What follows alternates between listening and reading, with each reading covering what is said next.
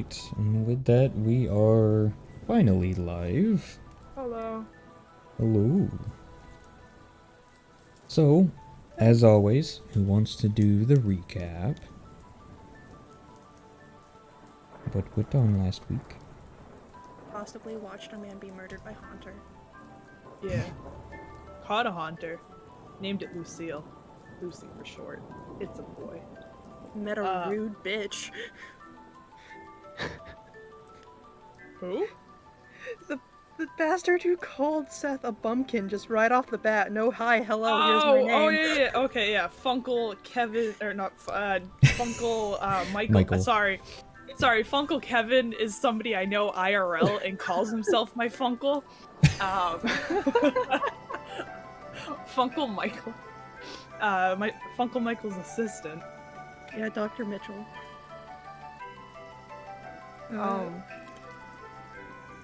We found out about Rune, not Rune. Oh my god. I keep none of us were calling them the right thing last time either, so I keep on calling track. them rune stones. They're not. They're relic stones.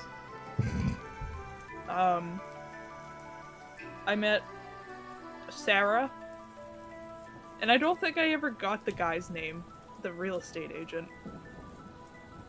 No. I don't believe so. The free real estate guy. Yeah. Oh, I was also very disappointed to see that that was not added in.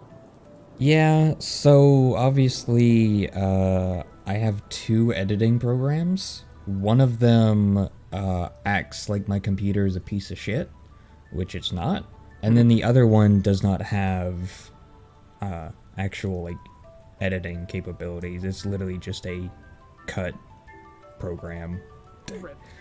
Yeah. So it's a choice of, do I want to render a video for like 7 hours, or and be unable to use my computer, or just chop them up. That's why to anybody that watches the YouTube videos, they're really basic. It's because yeah, it's just the way that is. Just download more RAM, forehead. I have 32 gigs of RAM already. Just download more RAM, forehead. I have to move to the 16 gig sticks at this rate. So we found out about the relic stones, so then we went to go find Funkle Michael, and we went west, and we came across some beef. The Staravia and the pheasants, kind of like, hey. So Spirit screamed at them and calmed them down. Essentially, she Sound of Music her way through the fields. And then one Staravia followed us, and Eleanor was like, "What's wrong, little guy?" And he said, "We were kicked from our home, so we went to help. We happened to find Funkle Michael on the way, and then fought Poltergeist, who Proceeded to ignore him. Yeah." The Poltergeist were Fadmans. They kicked the Staravia from their Minecraft server. And Yep. then Seth threatened to push a man down a well. Yeah. Are you a bumpkin? And now you guys are going down said well. Well, no, we went back to the village because it was getting Yeah, late. to heal and all that stuff, yes. And so, with that, we can properly begin. I'm sorry, So- I didn't mean to hit my mic. That's okay. It's surprisingly, that doesn't come through very. Sometimes it does, but not this time. Well, I just smacked my dinner plate off of it trying to put it to the side. Oh god, yeah. So obviously you went back to the Pokemon Center, and when you wake up, you are kind of awoken to the soft pattering of rain outside. as forecasted. And first of all, Spira's Pokenav has a little light flashing on it, and the notification states to report to the nearest PC to collect your awaiting Pokemon.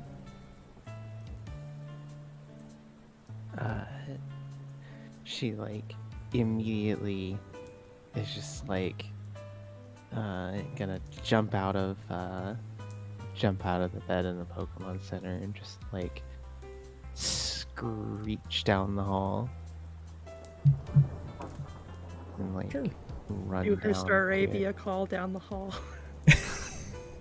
Staravia! Oh god. And with that, checking your PC box, you see an awaiting Ducklet. Which I will give you access to real fast.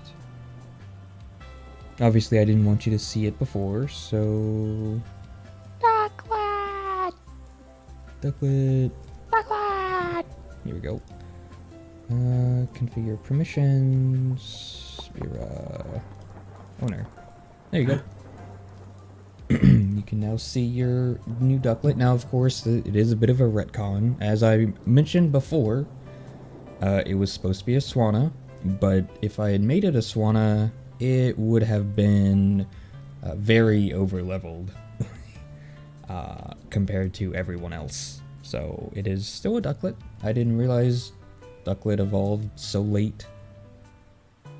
We wouldn't have had the badges to train Swanna.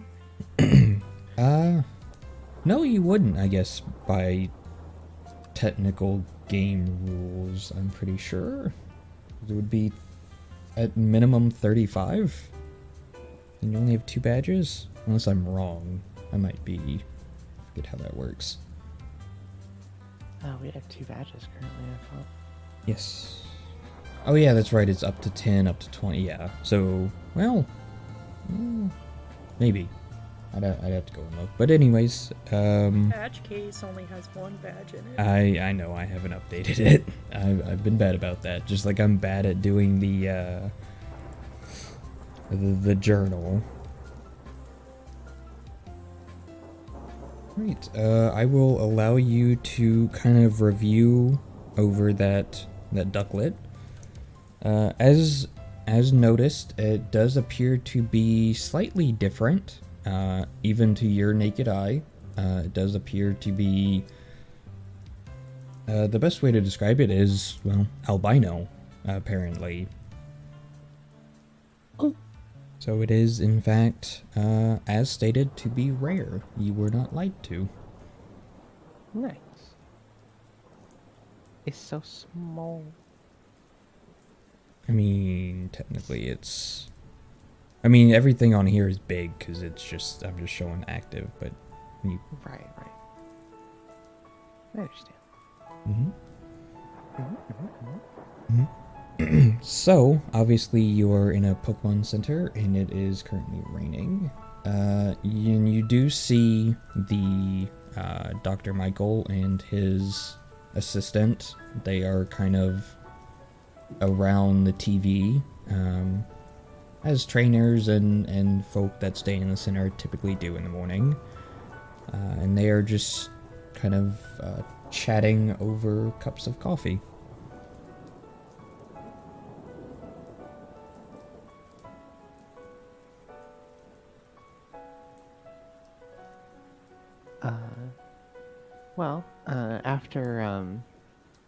After receiving the Pokeball from the machine,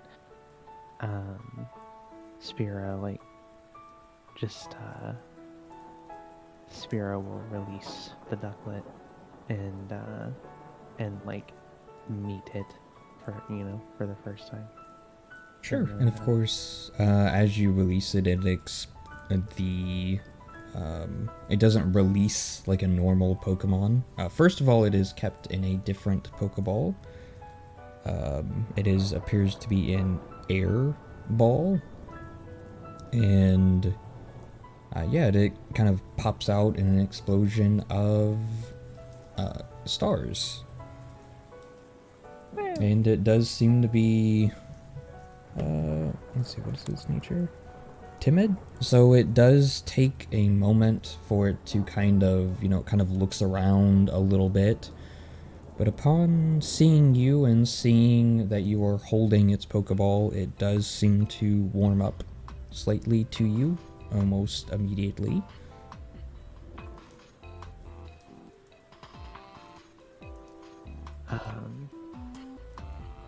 Yeah,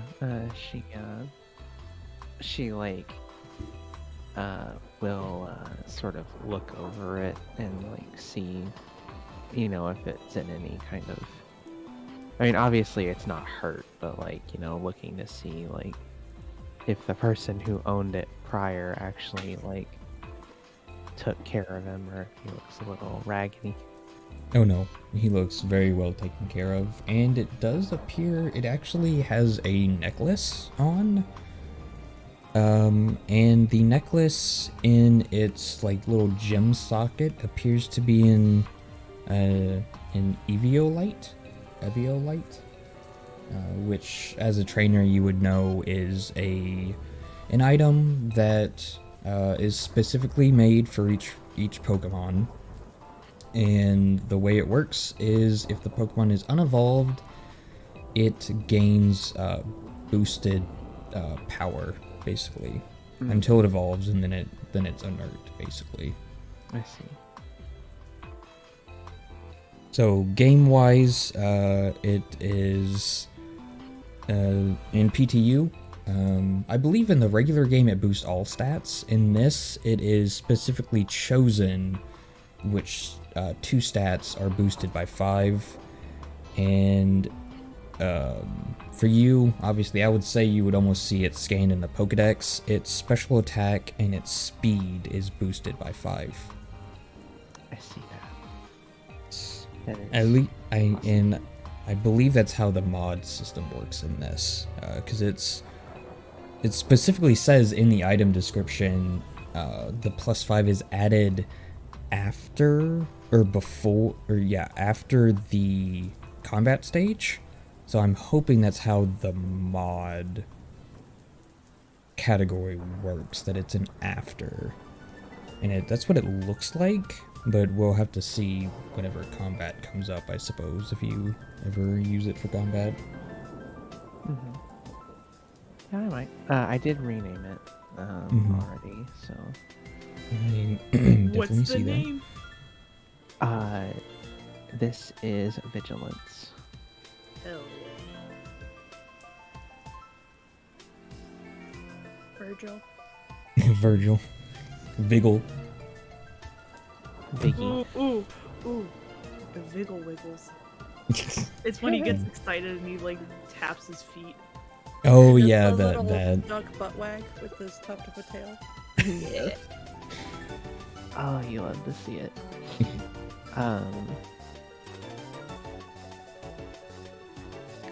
Just as an aside thought, I might actually put Conquest in a daycare. Wasn't the last daycare we saw back in Eleanor's town? Yes, it was.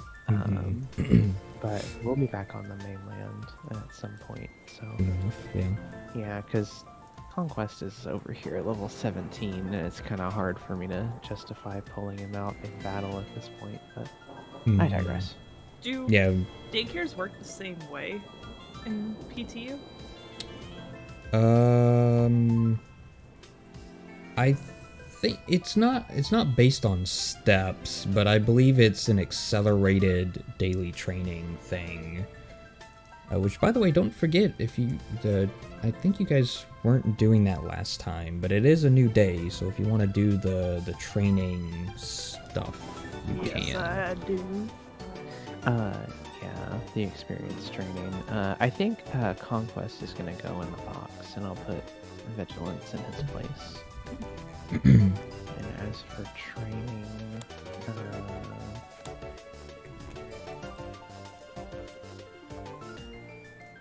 what am I gonna train? Probably Radiance. Big duck. Big Duck. Yeah, it's a bit of a shame that these other where I get these modified sprites, they get a little Crusty. crusty. Yeah. At higher resolutions for sure. Yeah. Okay. Well, Spira takes the time to give the ducklet a good preen up and brushing down, and spends a little bit of extra time with Radiance and the Low Bunny, which I haven't renamed yet, but Eventually. eventually I'll figure out a good name for her.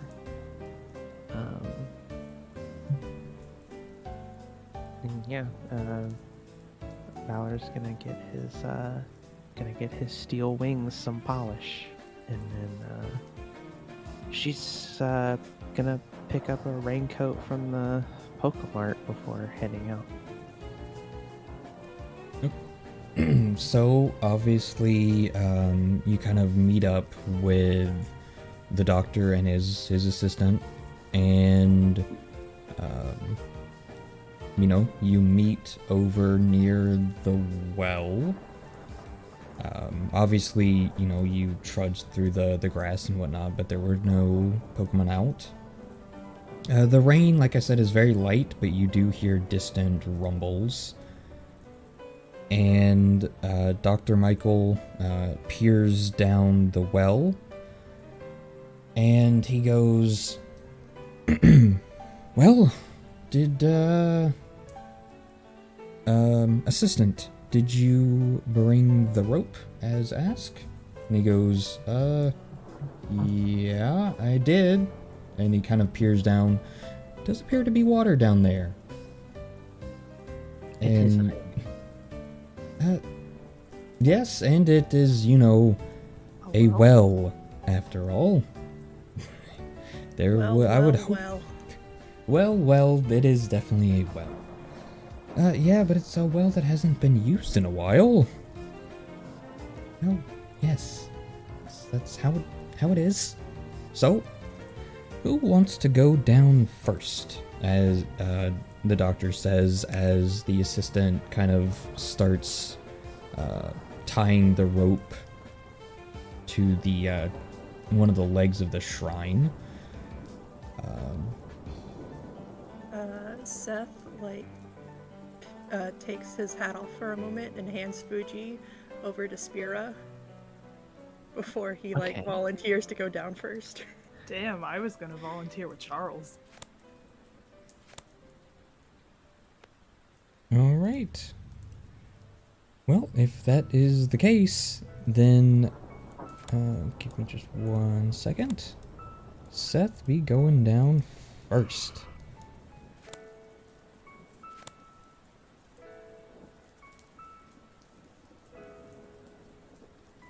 As you kind of descend into the well, it is actually pretty dark, and the Pitch rope. black. Well, I mean, yeah, it is, because, well, here, I'll let you guys see. Just, your characters aren't down there just yet. And, the rope kind of, it doesn't reach all the way down to the bottom. Seth, do you drop the rest of the way, or do you kind of dangle at the end of this rope? It's probably about an extra 5 feet. Yeah, 5 feet's nothing. Okay. So, you splash into the water. It's probably... you can see that in some places it's more shallow, but where you splash down, obviously your feet do not touch the bottom. It appears to be probably... That's not good, because we've kind of established that Seth can't swim.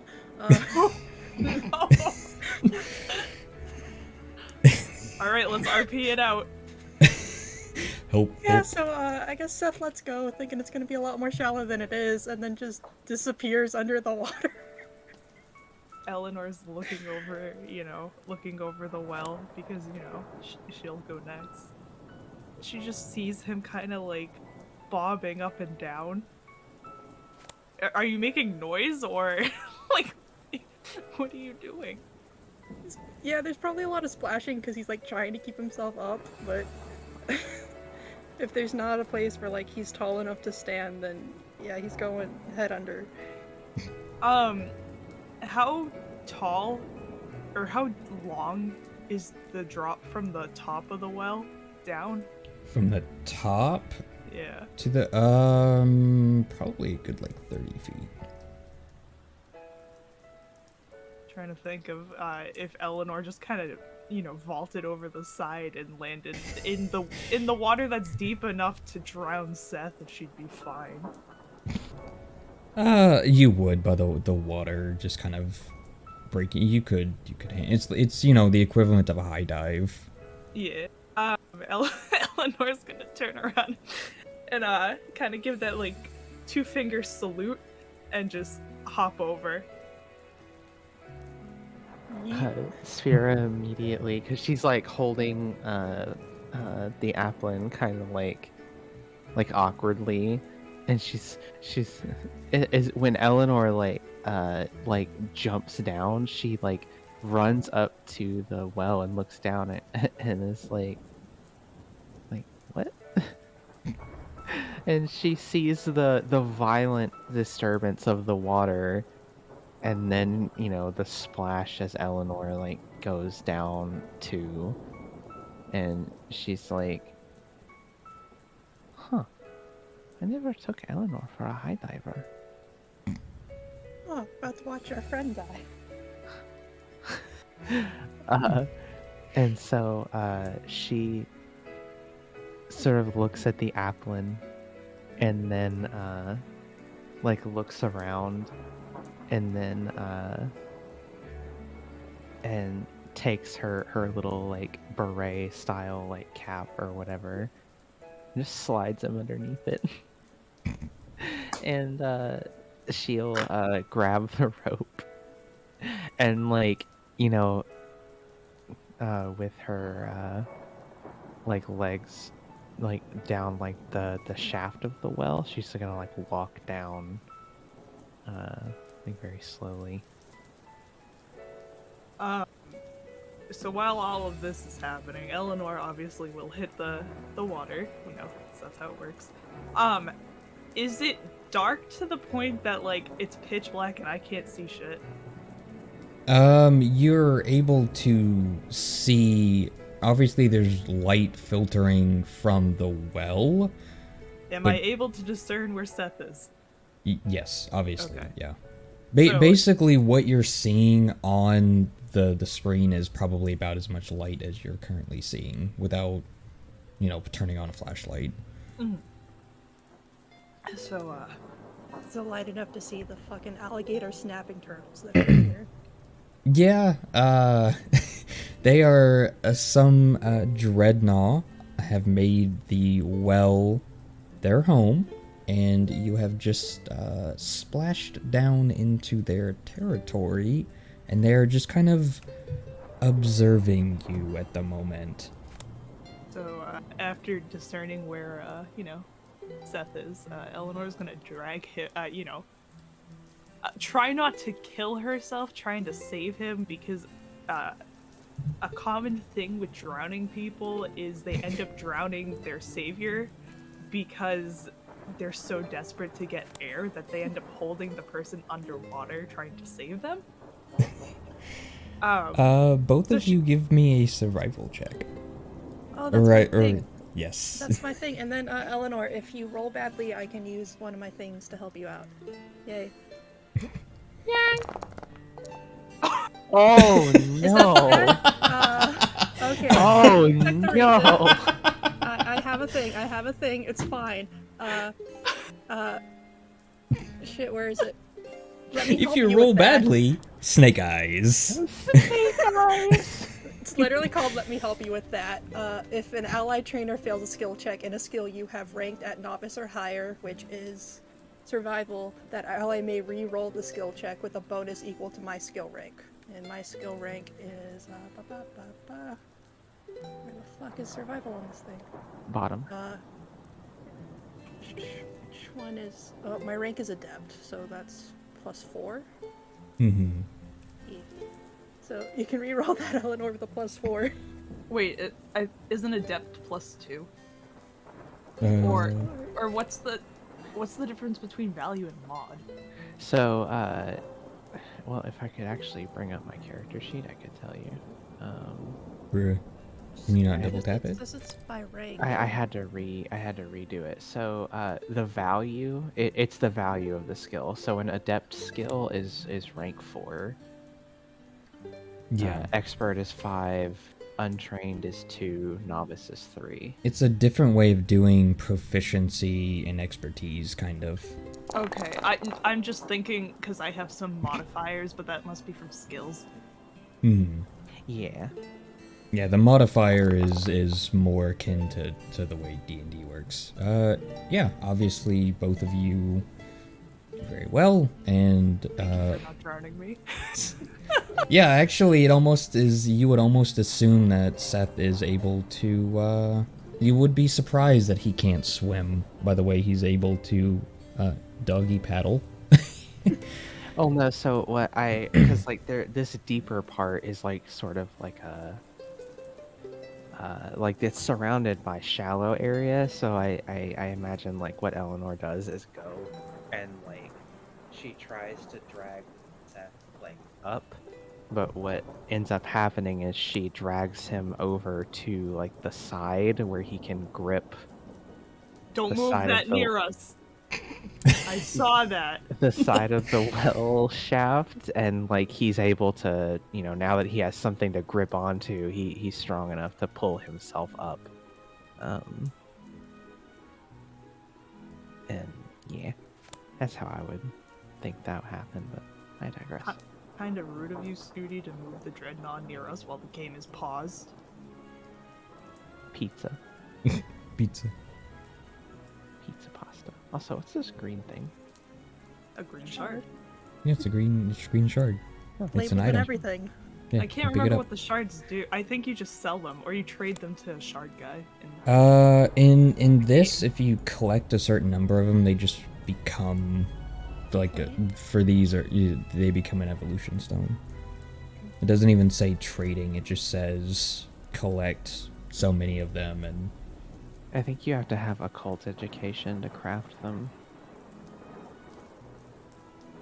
Because Gem Crafter is a skill that's a feature or an edge that is associated with occult education, I believe. Yeah. 'Cause it's with remember gym my- lore, whatever Gem that lore, is. that's what Gem it lore. is. Yeah, Yeah, my 4. went up earlier. Gem War 4 can be Yeah. combined into stones. So of course you are free to collect that, and with that also give me perception checks. Obviously, you know, it's pretty obvious that there are dreadnought that are watching you very intensely. Spira is still hanging out above the sort of where the cutoff point of like the sort of cavernous area of the well is. Mm-hmm. She's just sort of like what's the phrase I'm looking for? Oh my goodness. Jesus Christ. Jesus Christ. I thought my survival was good, but nope, just...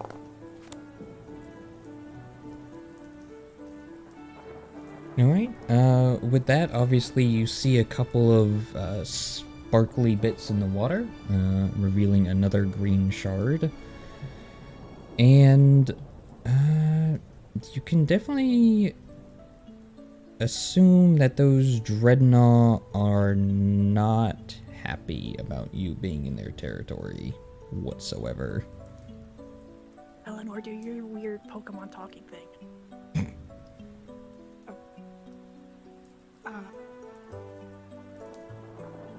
Okay.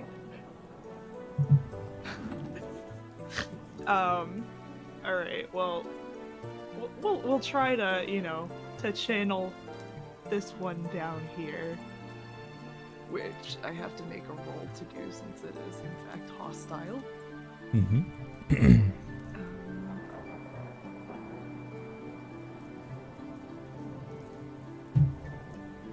Also, from above, you do hear Dr. Michael ask if everything is okay down there.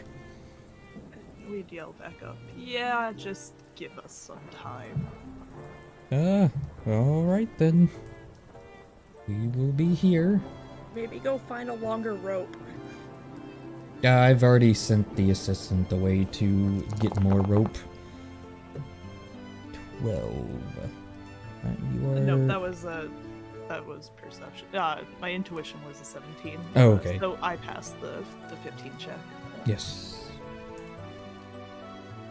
Alright. So, obviously you can see that it is not fully hostile, but it is very unhappy that you are in its territory, as kind of stated, and its intention is to, well, if possible, scare you away. Wait.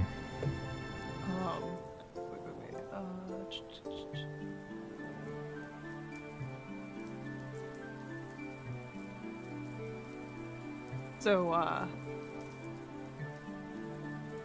Eleanor's gonna, talk to it and express that we mean them no harm.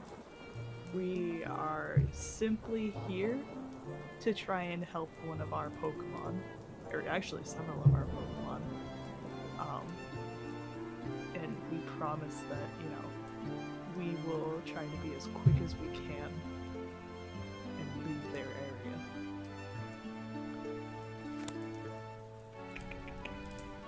Let me see here.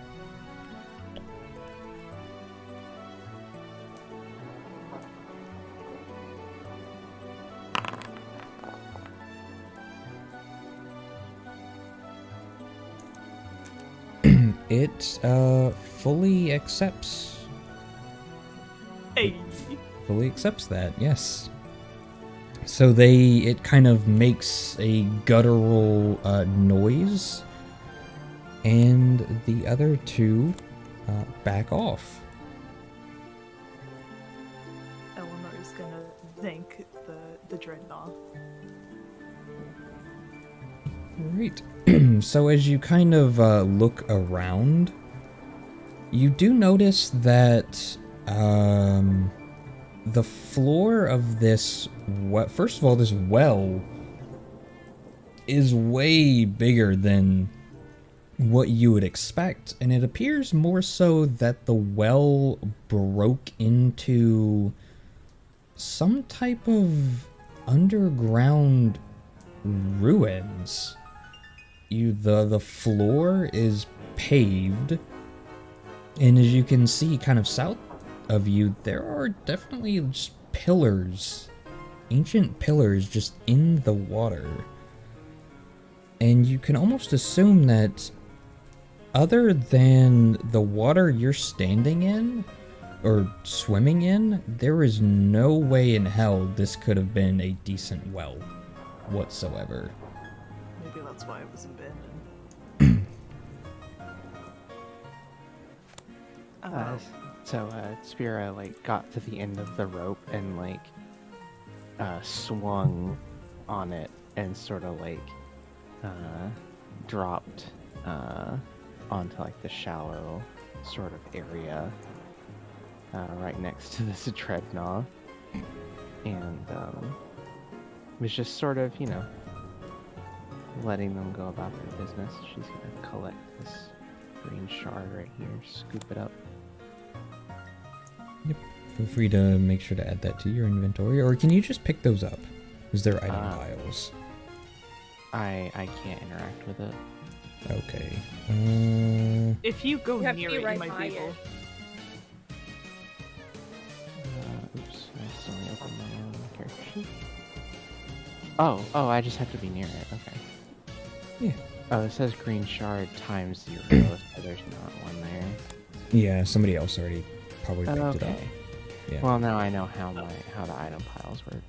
Yes. Did you put it in your inventory stuff? I'm checking. I definitely don't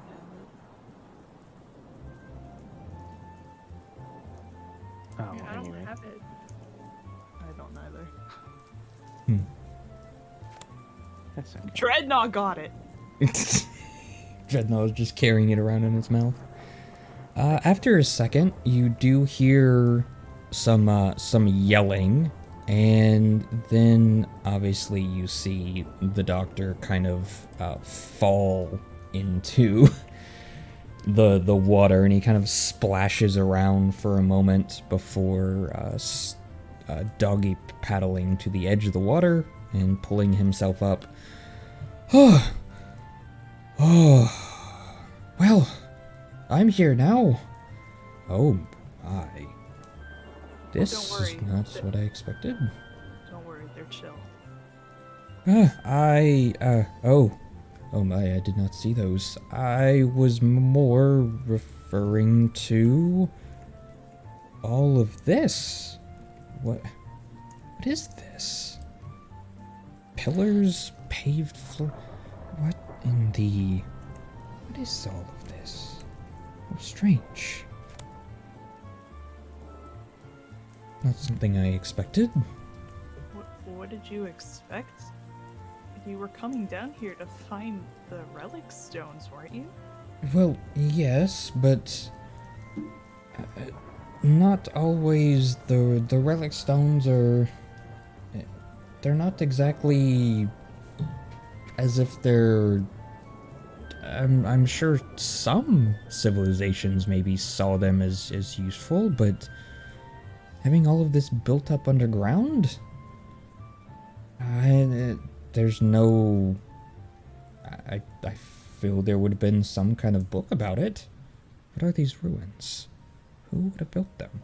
I know that around the area there's ancient stone buildings. Maybe you saw a couple of them coming in if you came in via the ferries, but Spira. bye. Well, also, where is he? Because he's just yelling at us from somewhere in this room. Ah. He walks across the water. It's Jesus. Uncle. Uncle Jesus. Seeing as I spotted this gossamer ball, I'm going to pick it up. The item pile says that there's 0 items in it, though, so I'm just gonna... That's weird. There definitely should be like one in there. Huh. Bye, Mr. Doctor Dude. We're going on our own, I guess. Look, I it's hard to you got to remember I'm looking at 2 screens. So obviously he will follow the I was 2 more of you referring to around. the fact that everyone else is just like running off. Well, I just Wow. want to. It's because I want to get rid of the fog of war. Yeah, so while all this is going on, Spiro is walking around. I mean, I think it's safe to assume that we have our flashlights on, Yeah. right? And you know, she's just like looking around, like just sort of getting a gander at what all is happening here. The Max Repel next to the Zubats. A classic.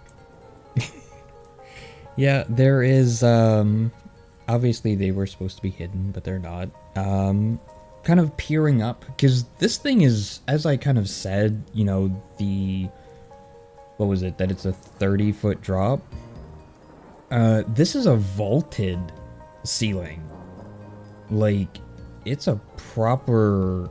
That rope is just suspended. As if probably only about that well you went down, probably only about 10 feet of that is proper tight well. The rest of it is this vaulted ceiling. Mm-hmm.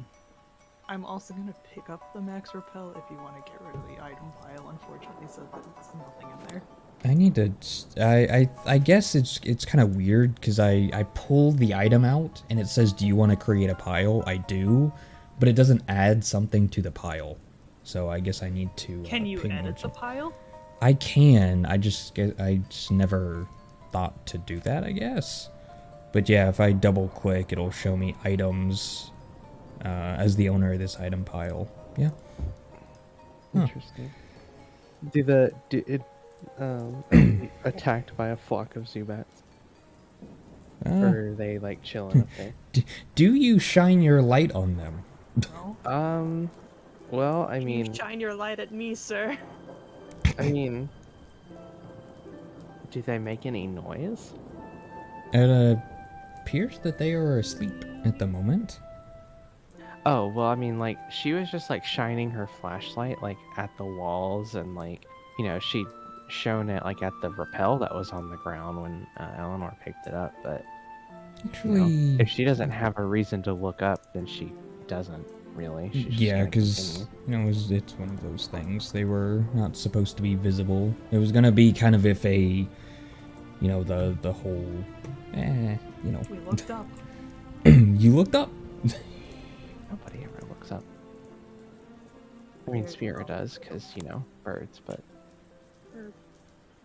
and then when we sort of get to this passage right here, she's gonna, like, call out to the, archaeologist, and she's gonna say,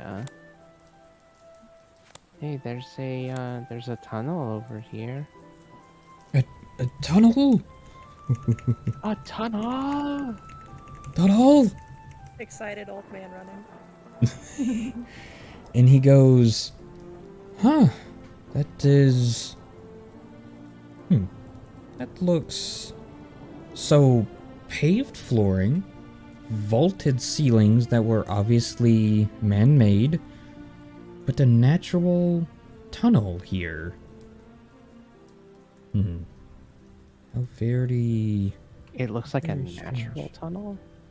Yes. I think it breaks into a natural tunnel. Like, it I starts see. being paved here. I see. Would I be able to determine perhaps which Pokemon might have dug that? You may. Just by Go looking at it? Well, Pokemon education. Yeah.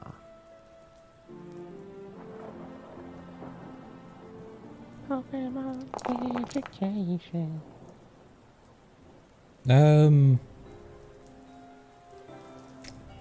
Judging, the only thing you can guess is it was probably just dug. Well, that's a 9. No, you're not able to discern. Okay. Because, like, I have a feeling, like, you know, there's a difference between a Digdug? A Diglett tunnel, right? Which is probably Yes. like a smooth bore, and then, like, what are other tunneling? Like Sand Slash, right? And slash Onyx, Onyx, yeah. Geodude Different- or Golems. Yeah, different size, different Silver. like texturing on the rocks probably, but like when I look at it, I'm just like, I have no idea. I've never seen any excavating of the excavating Pokemon that Spira knows about. None of these match what she's used to seeing, so she is stumped. Yeah. All right. Well, there's only one way to find out. Like, I Alright. went first down the well. I'm not going first down the tunnel. I'll go down the tunnel first. Can I take out Charles?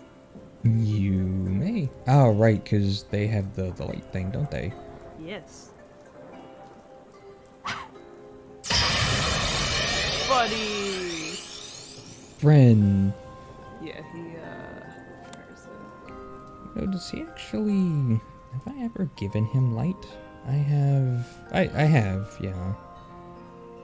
Yeah, He has the glow capability. Pokemon with glow capability can emit light from a part of its body. Obviously, it's from his tail. Depending on the variety of wild animal or Pokemon nearby, it might attract Pokemon or ward them away. Sadly, it doesn't say how far his light extends. That's this game also just forgets to mention Radiuses. There's something it's exhaustively detailed in some areas, and in some it's just vague for seemingly random reasons. Yeah, I mean, I kind of. Oh, go ahead. I was gonna say I'd argue that what we currently have set as our distance to see is probably Which pretty accurate. is dim of 7, bright of 5. Yeah. Vision. Dim of 7, bright of 5. If it's anywhere in like the handbook. There you go. I mean, I can look.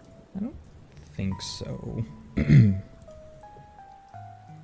Alright, but peering down the hallway, you do see that it goes on for quite a while, but does appear to open up into some kind of chamber further along.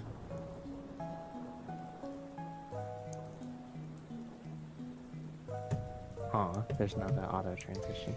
Yeah, I kind of just stopped using those, to be honest. It just kind of, they can be a little junky. Mm-hmm. And let me bring Charles out again.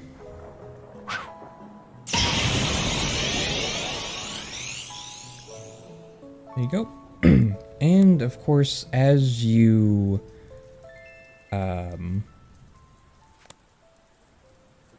make your way in, because of Charles's light, you do kind of hear some chittering and some chattering, and peering up, it does appear that there is another nesting group of Zubats and a Golbat, and they, of course, swoop down, and, well, we all know how this goes.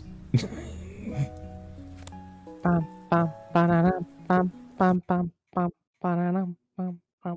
forgot to open the Pokemon battle music. Give me just 1 second. Okay, we'll just make our own. This is the copyright-free version. This is the copyright-free version, yep.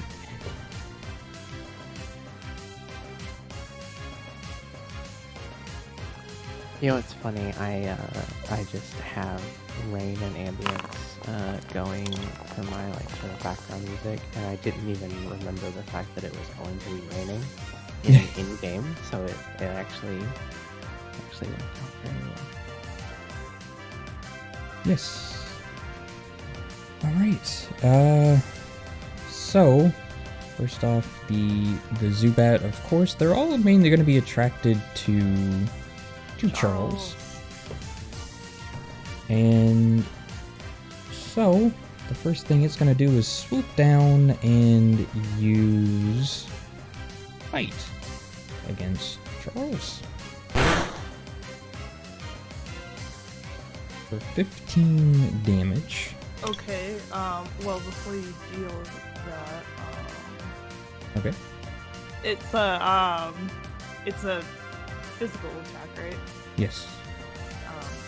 It's paralyzed. Okay. Alright.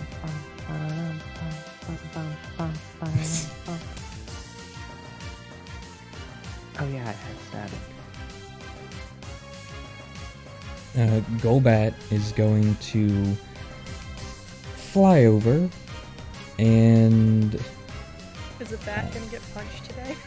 Yes. apparently, yes, it tries to, using its wide mouth, kind of try to clamp down on Seth. What the fuck? It's for 14 damage. And now it's paralyzed because Static. static shock. Spira, it's your turn. Spirit is going to deploy Oh my god, I forgot my own Pokemon's name. I feel awful. Justice. Bruh. Justice is gonna go like crazy.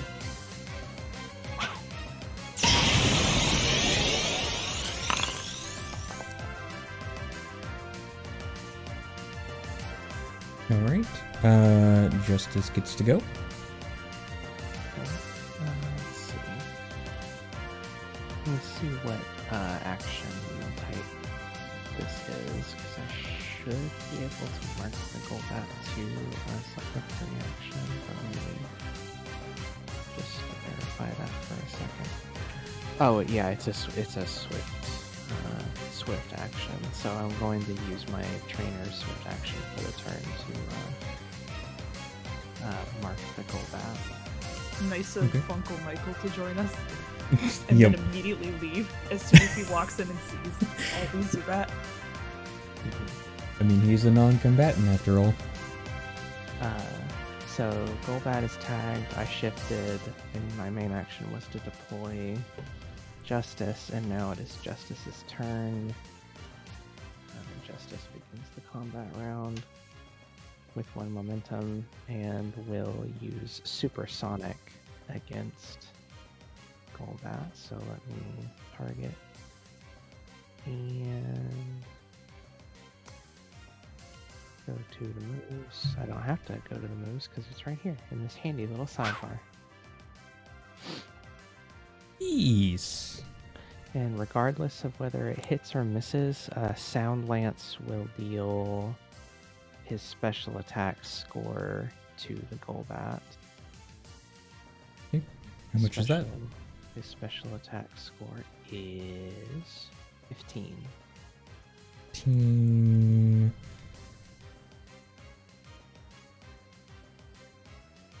And it has a -2 accuracy penalty for a full round.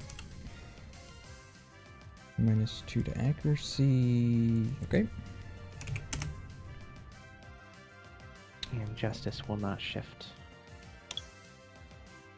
Okay. And this other Zubat, upon seeing the much larger bat, will use Air Cutter, which is also a cone 2. Is it friendly? Actually, not that friendly. doesn't. Oh, okay. Yeah, I mean, it doesn't matter. It's only going to hit Justice anyways, I'm pretty sure. Cone... Nope, cone 2 is this tile and then these 3 tiles here. Oh, then I guess, actually, hold on. Then... Okay, well, whatever, it's gonna hit the Golbat. It's a wild Pokemon. It can be dumb. I wish I could target multiple Pokemon. That would be very useful. Do multiple targets. You could target, yeah, and then target the Golbat and then do the move again. I mean, Or you yeah, could just do it by hand. I don't know. yeah, I will probably just do it by hand. Yeah, imagine if, he goes to reroll and it crits against the Golbat. See, and the final Zubat will, of course, attempt a bite. For a whole 8 damage. Woo! Alright, Charles, you're up. Charles is going to Thundershock the thing that just bit him.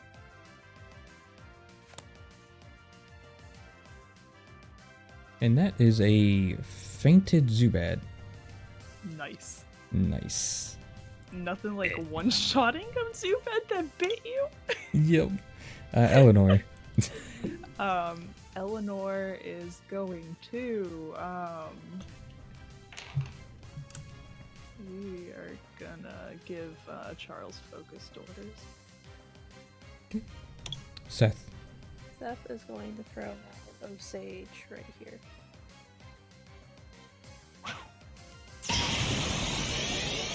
Hello, little Dwebble.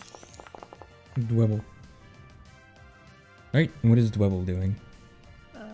Dwebble was targeting the Golbat. How does 5 strike work again?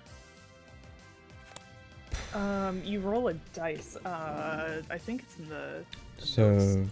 1d... Either way, he's gonna be doing a big rock blast on this golem. Ooh, I heard that crit. Oh, so it does it for you. It 5 strike. It hit 1 time, and it hit with a crit. Okay. And then what? I don't know what materializer is. Right? Get shit on. What is Justice doing? Well, it's the target that its trainer was like ripped to shreds, just got fucking rock blasted. Yep. So it's gonna turn and let's see. Okay. It's gonna turn around and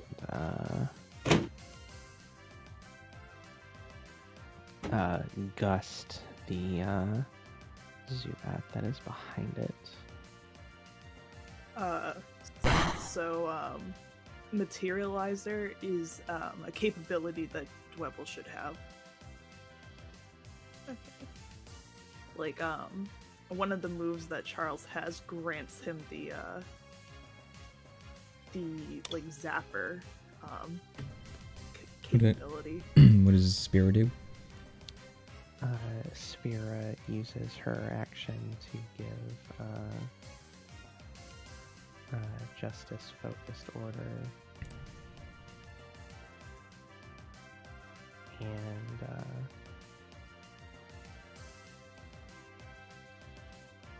that's it. And that's it? Yeah. Cool. Cool. Got ourselves a bite against Justice once again for 5 damage. The other Zubat will use Wing Attack. And miss. With it. And whiff it, yes. What is Charles doing? Charles is gonna attack this one over here with a Thunder Shock. And miss! And miss! Eleanor. Eleanor is gonna give him Focused Orders again. And Dweeble. Smacking this Zubat down. Smack Smack down. down. Smackdown.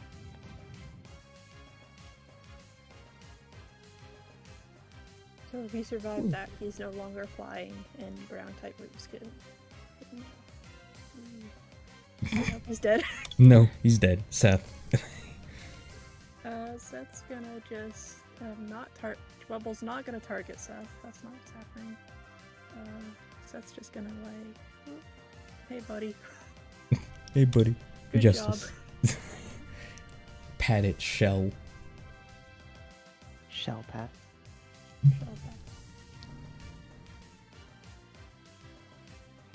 Justice is going to bite. Ooh. Ooh. He got mad. He got very mad. You called that a bite? This is a bite. What is Spirit doing?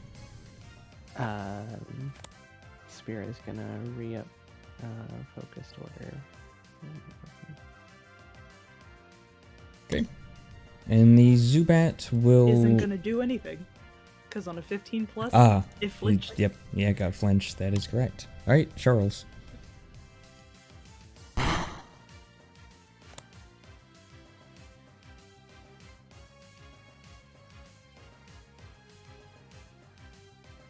Woo! I mean, welcome to Zubats. I mean, just how it is, right? Yeah. Alphabet came calling. Yep. All right, and with that, the combat is over. That is 80 experience. I'm so close. And after God damn what? it. Hang on, let me make sure. Oh, no. I'm 1 experience point away from Charles becoming Emperos. Oh my god, I love it. Alright, time to go fight the Dreadnought. No. You said 80 experience? Yes. Okay. It should be 81.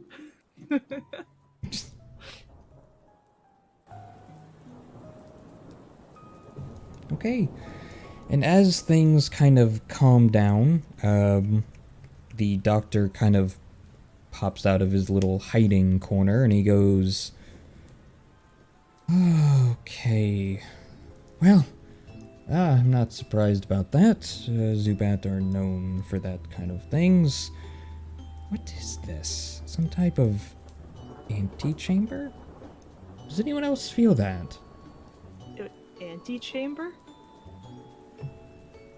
Yes, you know, a large chamber. Oh well, yeah. I used the wrong word. It's definitely, the other place would have been the antechamber.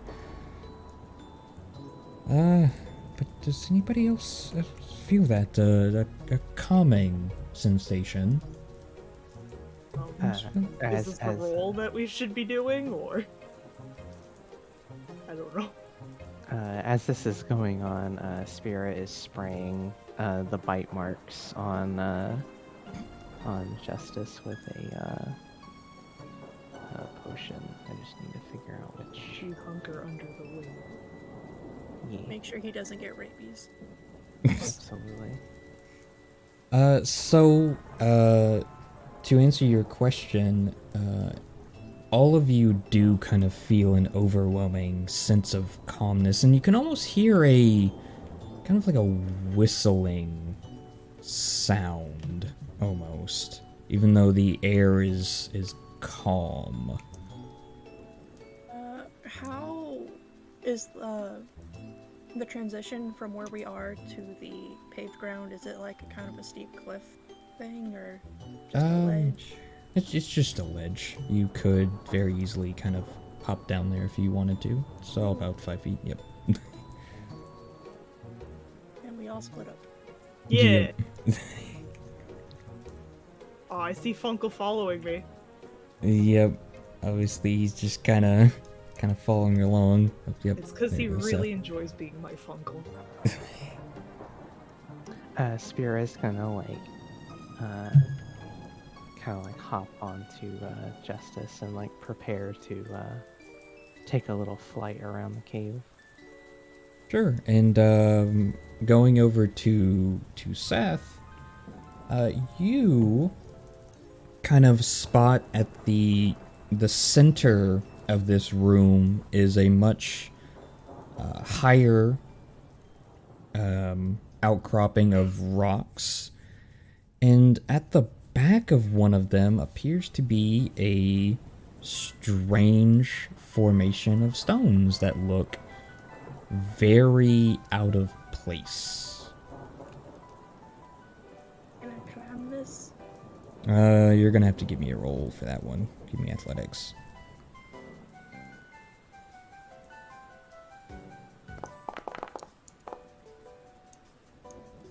You attempt to scamper up them, but fall on your butt. Patted by the cake. It's fine. Patted by the cake.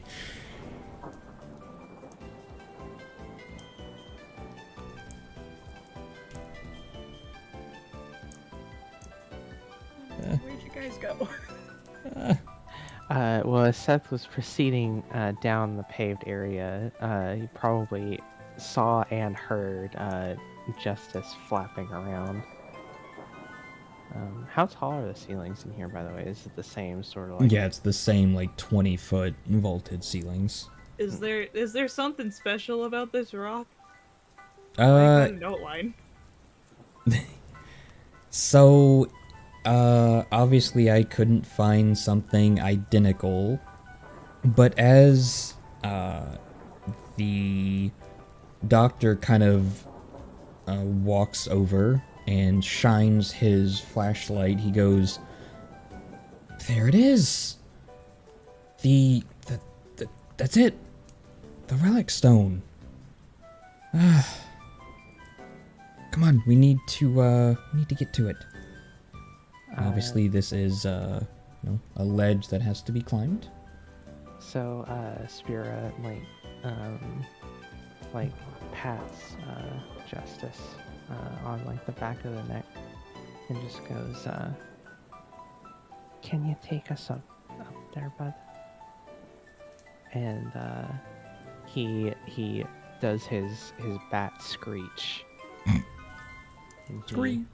And he hops, skips, and jumps over, and I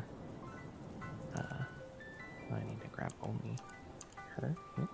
And then she hops off and goes, grab Seth, grab Eleanor, bring them up here. I don't know what I was gonna say. That's nothing. I've climbed bigger trees. Sadly, it's not up to experience, it's up to dice. Oh, to be honest, you did try to climb up 10 foot. These are only 5-foot ledges here at this point. Oh. Which makes it so excessive. That I had my flying Pokemon like flap up here. I thought this was a much steeper incline. It I hasn't love unlocked the jump mechanic yet, it's fine. It's okay. She's just looking for any excuse to ride around on her Pokemon. Also, I'm gonna derail us real quick. The shadowing on the relic stone, it looks like a face with like a big nose and like grubby hands. Oh no. Yo, Angelo. Oh no. Sure. So as you kind of get closer, you do feel once again a very overwhelming sense of calmness, and you can tell that the whistling sound is actually coming from the rock or the relic stone itself. And the doctor kind of looks over it and he goes, Something's missing. It doesn't... Huh. Has this been damaged in some way? No. No. Give me just a moment to study this, will you? Okay. Of course. And while he's doing his science boy things, Spira feels a noticeable sort of movement on her head, and she goes, "Oh my goodness." And she takes off her little beret and takes Fuji and goes, "Here you go. He was getting a little restless."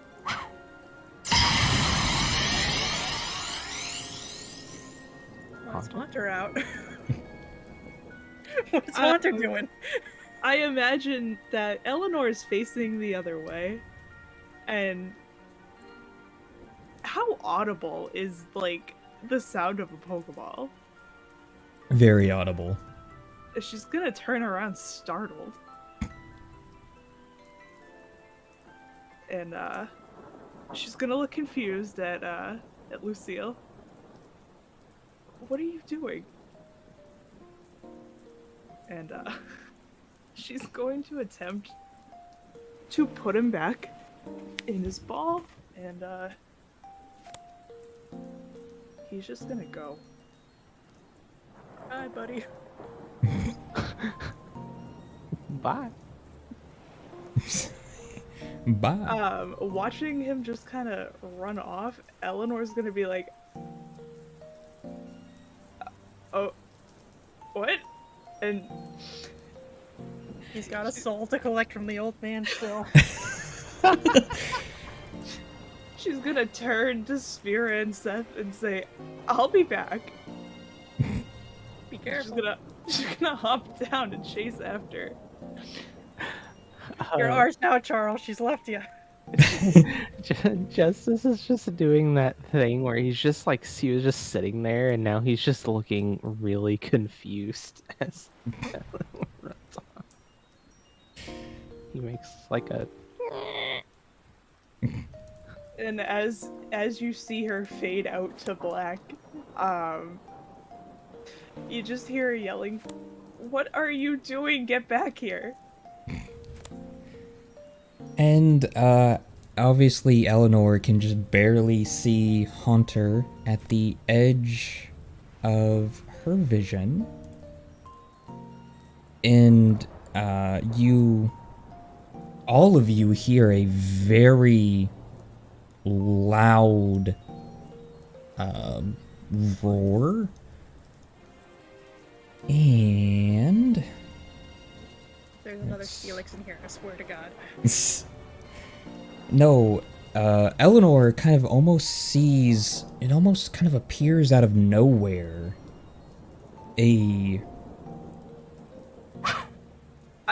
I'm slightly concerned that something's already targeting Lucille.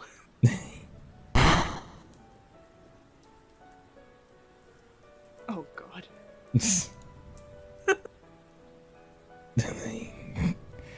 And out of the darkness, an Absol just rips through Lucy, Lucille.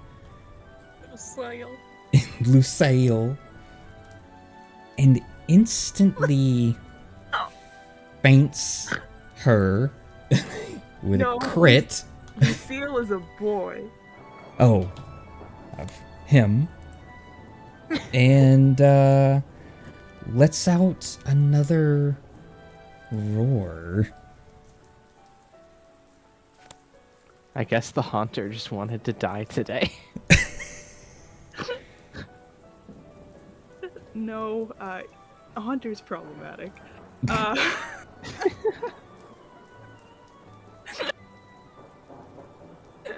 I didn't Eleanor raise you to be watching the You've had him for 2 days. Eleanor just audibly is gonna be like, "What the fuck?" And now that Lucille can't avoid the ball, she's gonna, recall Lucille and kind of be like, "Hey, it's okay." You good down there? Nope. No, I am not. Oh, shit. It went from, okay, this is a wild encounter to, I think this is somebody. So Spira, like when Eleanor starts screaming and the roar happens, she immediately like jumps on Justice, and like he flaps his way over, and she's like expecting to see a body. And seeing Eleanor there, she's like relieved and jumps down and goes, what happened? What? And seeing the Absol, she goes, "Oh." I also can't drag him, but hearing Eleanor yell, Charles absolutely would have, hopped down and come running. Hey, buddy. What is Seth doing? Doc, where's your apprentice? I do not know. What? And he kind of looks over. What is Absol and the Ninetales doing here? You can see that, because I can't see that. He is yay, line of sight. supervision. Well, I mean, The old it is man dark eyes. down here, but like he could see like the flashlights of Eleanor and Spira, As well as Yeah. Charles. and who Charles is literally- also glowing. Yeah. How long you known your assistant there, Doc? Quite some time. Why? We got a pattern of assistants betraying their mentors.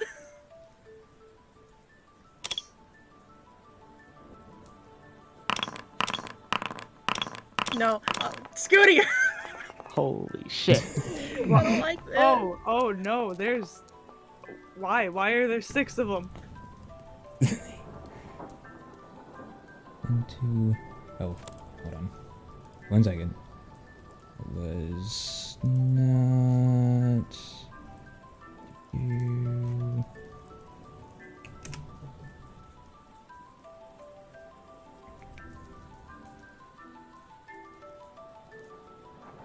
Give me just 1 second here.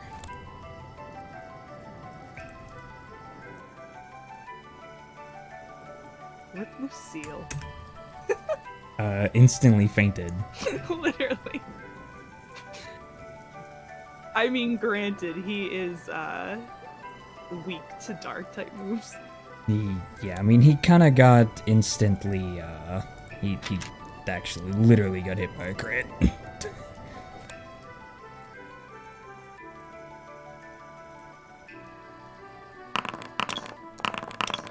Why is in my inventory on the sidebar it says I have 2 great balls, but it doesn't show the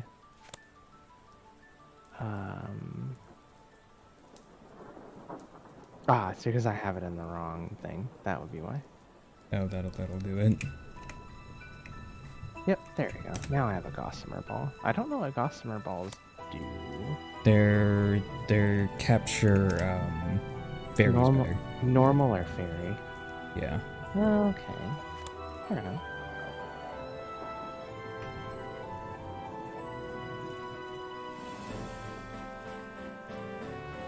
How will this work correctly? There we go.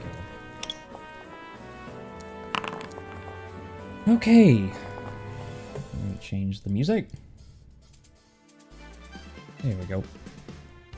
Alright, so as Seth and the doctor are talking, the overwhelming sense of calmness kind of dissipates from the room. And you can very easily tell that the Absol and Ninetails completely mean business. Justice, you are up first. Okay.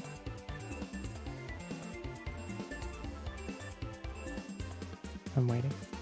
Oh, sorry. Thank you. There you go.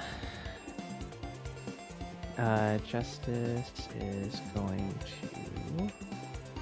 to, seeing the challenging stances here, he's going to bound forward and attempt to supersonic the Absol.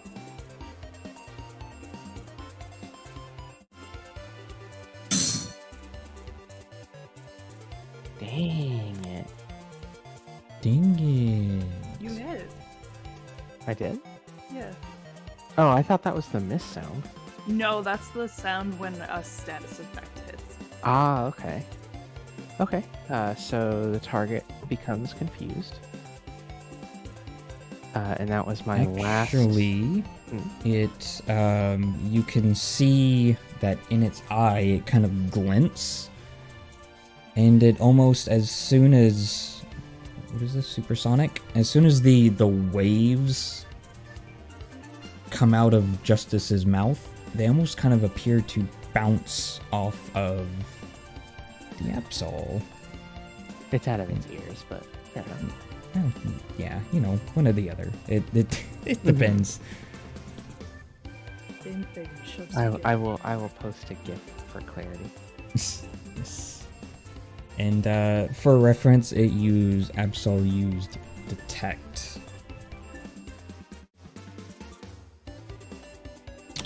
And with that, GIF for reference. for reference, let me take a look at this. Like a Hydro Blast. It does look like Hydroblast, doesn't it? Yeah. Like, it's so different than how, like, Zubat looks with the Supersonic. Which is why I assumed the mouth, because Yeah. I was thinking of the Zubat. For sure. Right. So the Ninetales shifts over slightly, targets Justice, Uh-huh. and let me double check. The only thing that I don't like about the side pop-up is that I still have to go and look and make sure that I have the distances. It has the ranges on it. Right below where it says special and the type. Oh, okay, yeah. I do need to read that better. Okay. Target Justice. Use Flamethrower.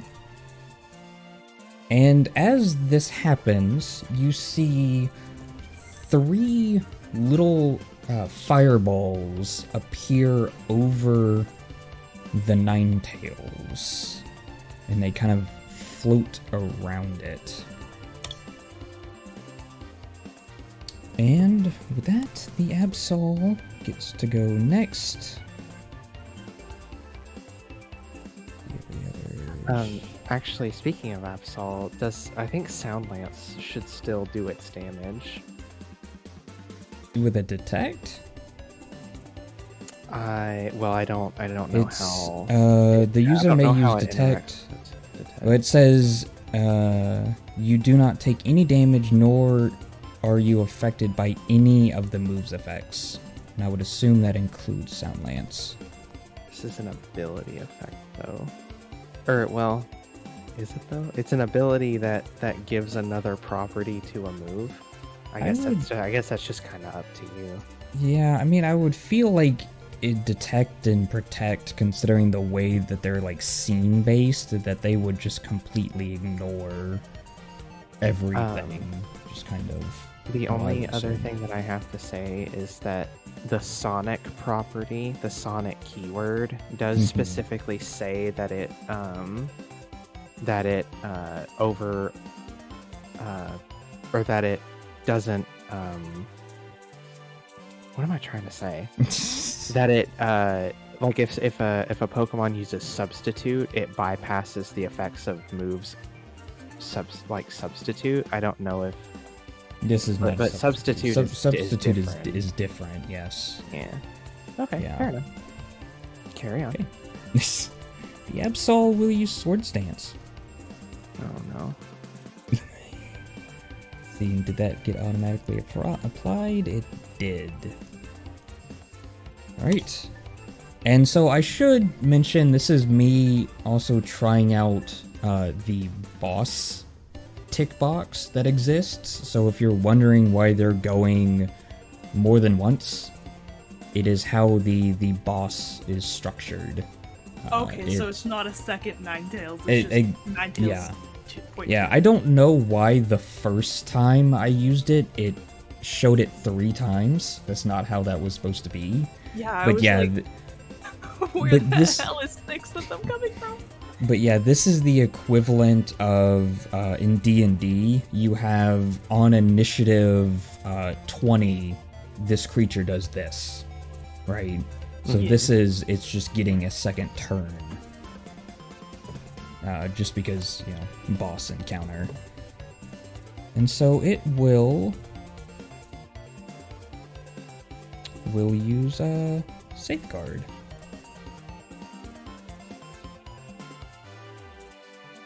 Which it does not go against Justice, it's for Ninetales and Absol. Alright, Spira, you are up. She's going to use her swift action to mark or to tag Absol, and use her main action to give Justice a focused order. Okay. Also, Seth, what are you doing? Are you just sticking with the professor or the doctor, or are you? Because you are considered out of combat, you are free to hop in if you wish. Yeah, that's what I was kind of trying to think over, because Seth is probably going to stay behind to, like, be able to protect the professor, but Dwebble, he can burrow through this stuff, so I was going to have him head on over. Okay, you are free to move him over there. I believe Just he... so you'll be able to see, I would move your sprite over. I don't know if I can see through my Pokemon stuff or not. Yeah, that's what I'm saying. So you gotta move Seth over.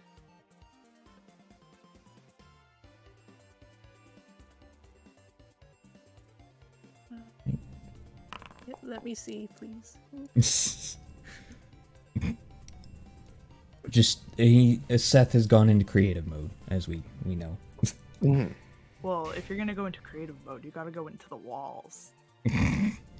Spectator I'll mode. be in the pillar. Pillar men. All right. Pillar. Can I see anything? The pillar. JoJo reference. Yep. We brought The, JoJo to PTU. Oh no. Well, the Absol is going to get into melee range and use Slash against Justice.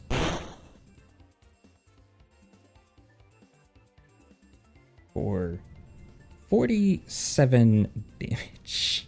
Owie. Oh, Alright, Charles, you are up. Charles is up. Well, Charles is going to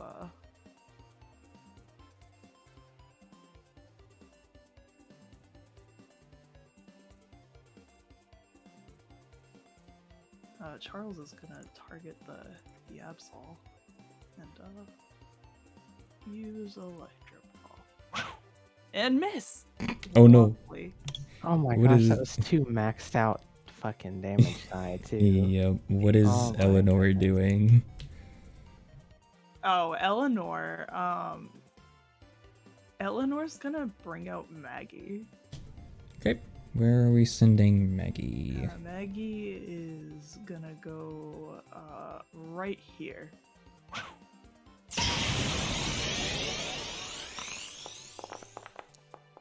Alright. Dweeble? Or Dwebble? Bubble's gonna move if that is everywhere. He'll move here, and then Smackdown has a range of 8. Mm-hmm. So let's Smackdown. That might kill. Get smacked. Alright. Alright, what is Maggie doing? Maggie is going to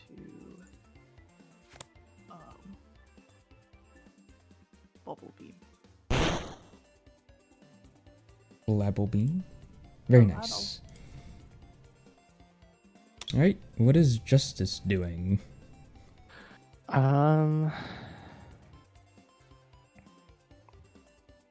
Justice is going to disengage, and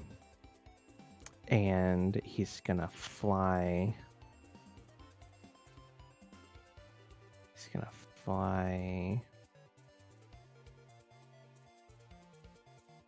over here. He's gonna screech very loudly. And I don't think he can use a move because disengaging is it's a main action, and then he shifts, and he doesn't have any moves or anything that are swift actions, so that is his turn. Okay. Sure.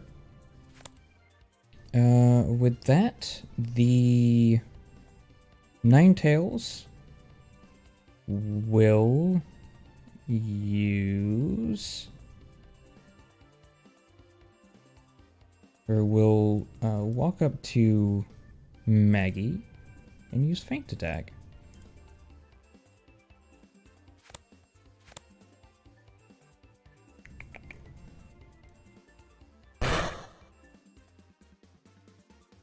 For 8 damage. God, why do you have all like the thick boy Pokemon? I swear. Maggie is fairy type.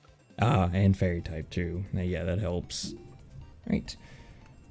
Well, the Absol is gonna surround Maggie and use Psycho Cut.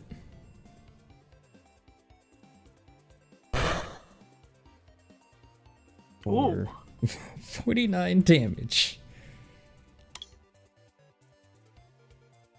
The Ninetales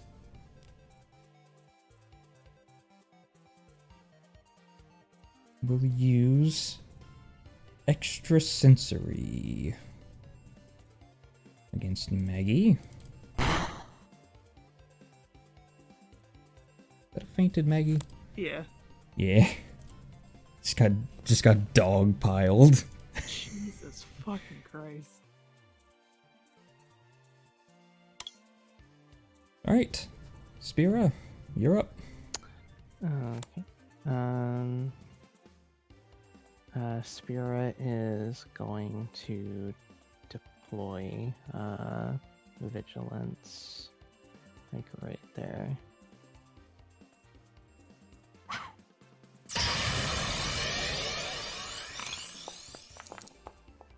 And let's see.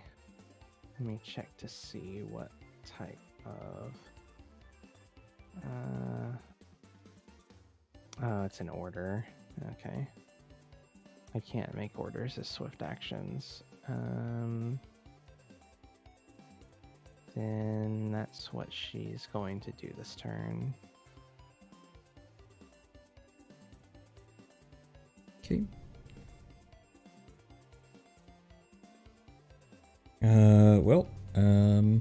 What is Vigilance doing?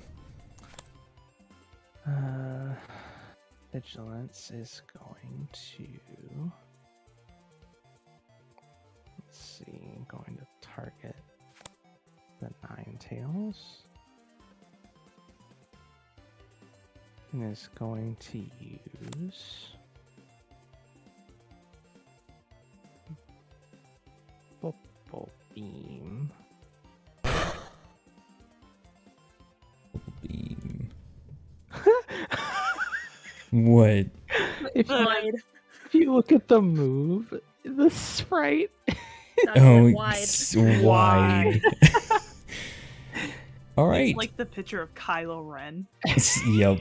So as you know, the Ninetales is hit by the bubble beam. One of the fireballs shoots off the Ninetales and hits Ducklet, which is the equivalent of an ember.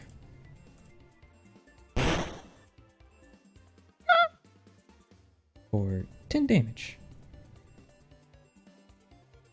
Right. And, alright, it is Absol's turn. And it is going to take one step. And it starts kind of growling at Eleanor and Spira. And you kind of hear something, or Eleanor, you hear something kind of in the back of your head. You hear a deep, kind of raspy voice saying that you do not belong here. And it is Charles' turn. Well, Charles is going to,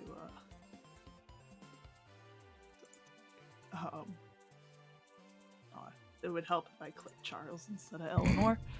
Charles is going to use Thunder Shock.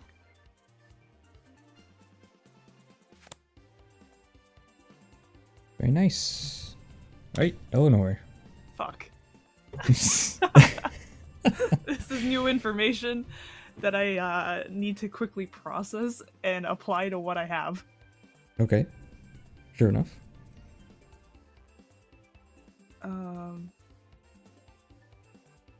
I think understanding or hearing you don't belong here, Eleanor's gonna attempt to like connect with the Absol, Okay. which means that she has to make a intuition check.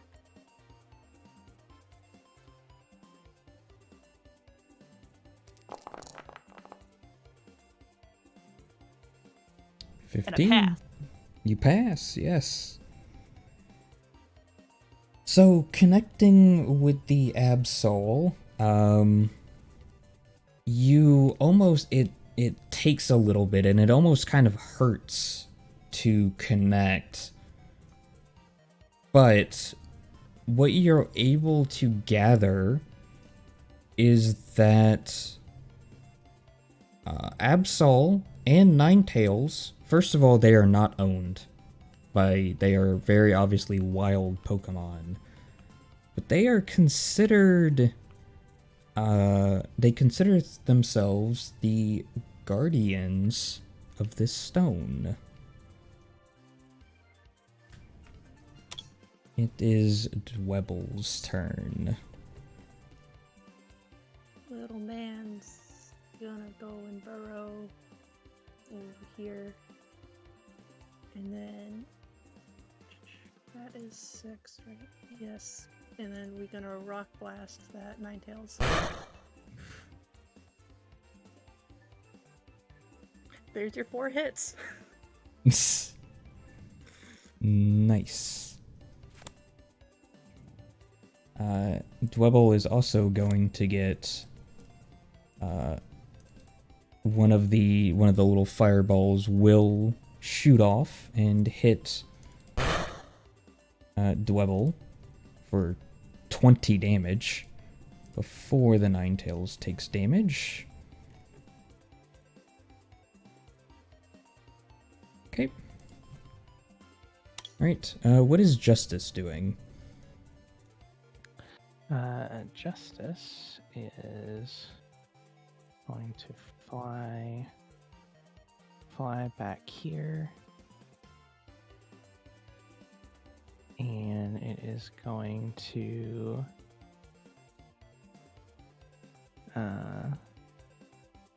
what is it gonna do? What's it gonna do? He can't supersonic. It's been several compound. Okay. Let's see. It's just gonna gust.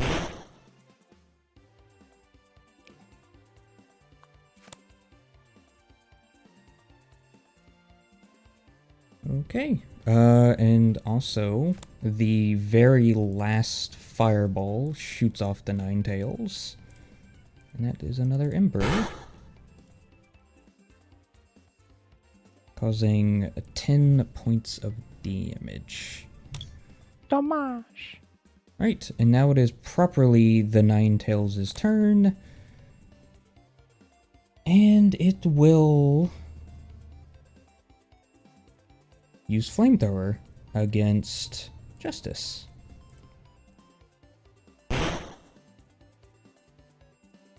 For He's 19, fainted. yep, 19 damage into a feint.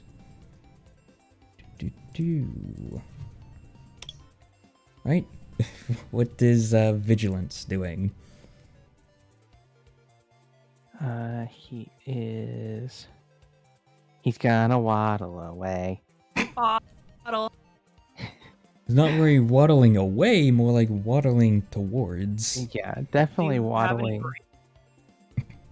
Do you have any grapes? And he is going to use brine. No.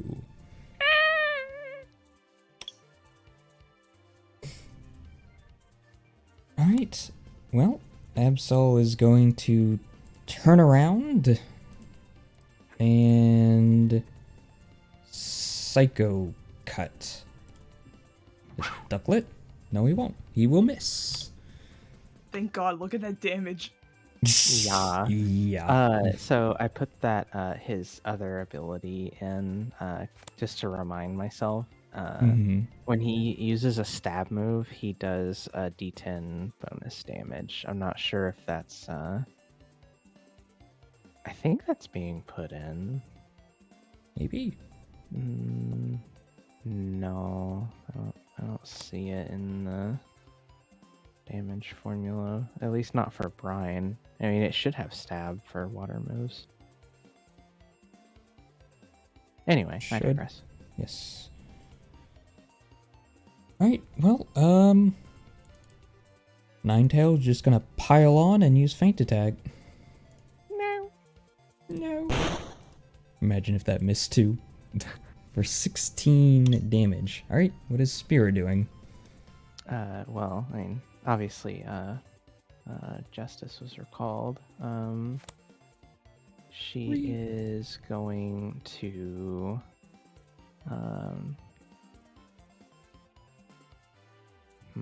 she's gonna deploy, Radiance, like right here.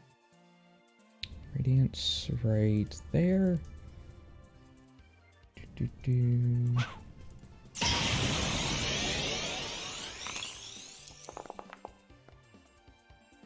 Alright, and what is Radiance doing? Radiance is going to,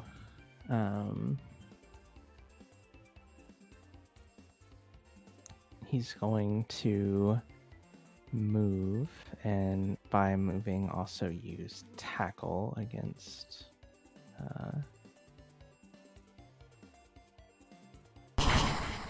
Ooh. against the Ninetales. Very nice. And as it gets pushed back, the Ninetales falls or collapses to the ground. Alright. And the Absol... Well, the Absol is going to use Swords Dance once again.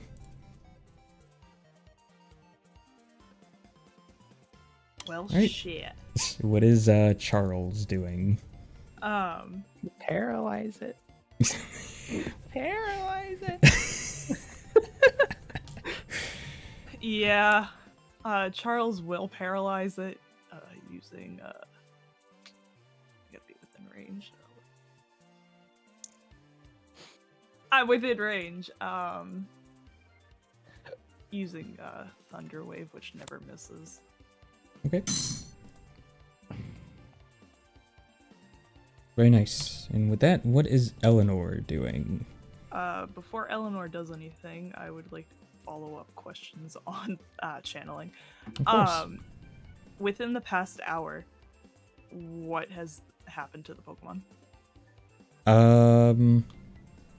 It Or has. rather, is there anything that was like significant to like the stones?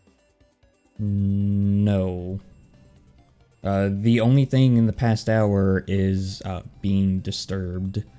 And by the power of deduction, what disturbed it was you guys. That is what has happened in the past hour. Well, shit. The fact the Ninetales went down, this goes, you know, it really takes it from me trying to talk the Pokemon down to, it's okay, we don't mean any harm, to your friend's dead over there. I mean, it just got dive bombed by like a firebird. Like, it'll probably be fine. Oh yeah, no, it'll be fine. Eleanor, you know, kind of understanding that the Absol views itself and its friend as like the protectors of this land, is going to attempt to, you know, calm it down. And you know, yeah, Ninetales might have fainted over there, don't worry, we'll help with that. But we truly mean you no harm, we just are trying to find something to help some Pokemon. Go ahead and use Charm.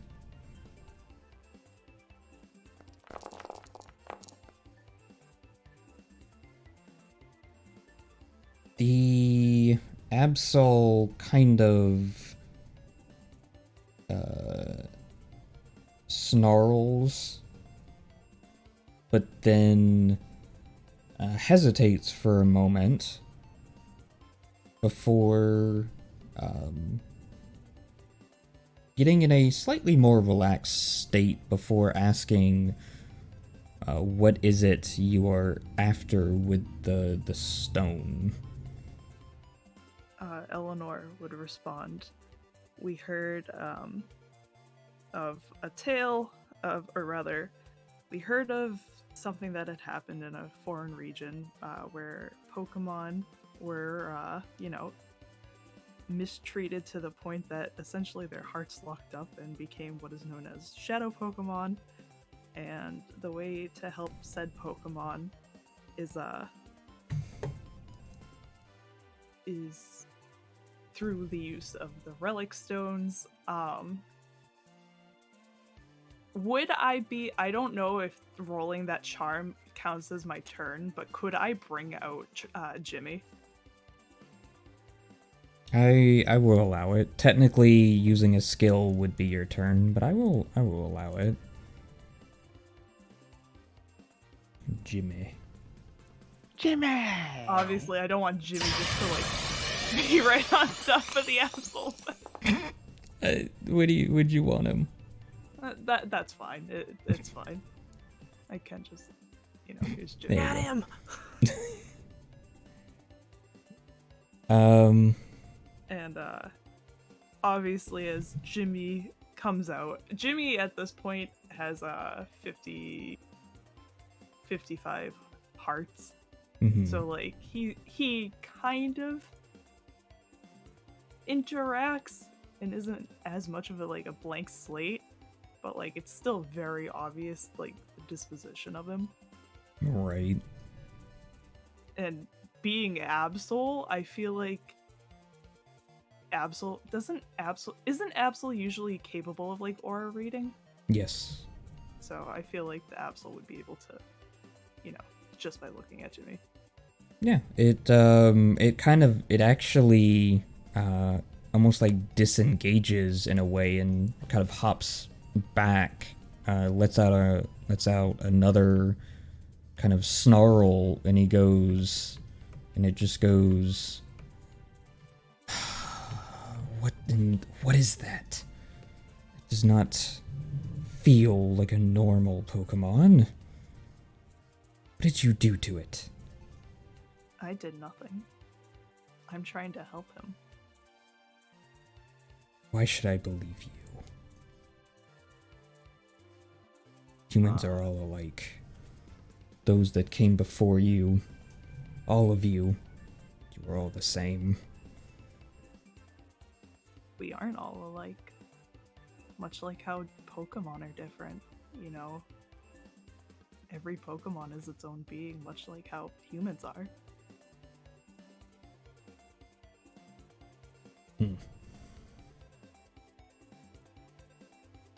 And I should believe you. Why? I mean, I don't know what interactions you've had with humans before. But I genuinely mean it with all of my heart that I just want to help the Pokemon that have been turned this way.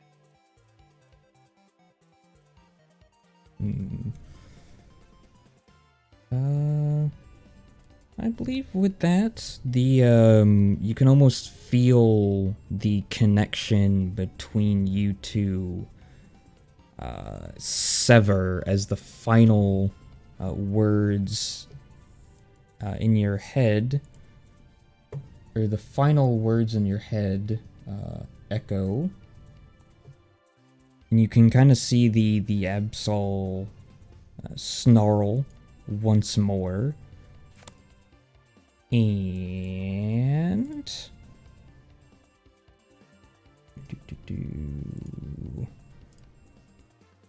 come on, a second.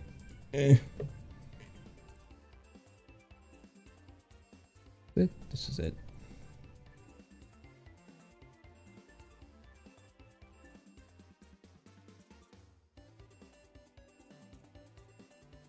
kind of lets loose another roar. And you just hear, all of you hear it in your head, not even just Eleanor, just the word enough, as it kind of bounces off the walls of the cave. And the Absol very much does kind of just like the crystal on it, or Steelix did, and appears to change forms. Give me just 1 second to add all of this stuff. What is it? +2 attack. Imagine if one of us caught it right now. You know, I was gonna say, like, I didn't want to be that player that was like, I threw a Pokeball at it in the middle of the dialogue. I was thinking about it. I was too. Then Scooty's like, yeah, they're the guardians of this, and I'm like, if I catch this Absol, it's completely fucking me over later on when the relic stones are gone because the Absol's gone. How does, obviously kind of Jimmy got immediately pulled into combat, but are you are free to instantly recall Jimmy or leave him out and have him act. It is up to you.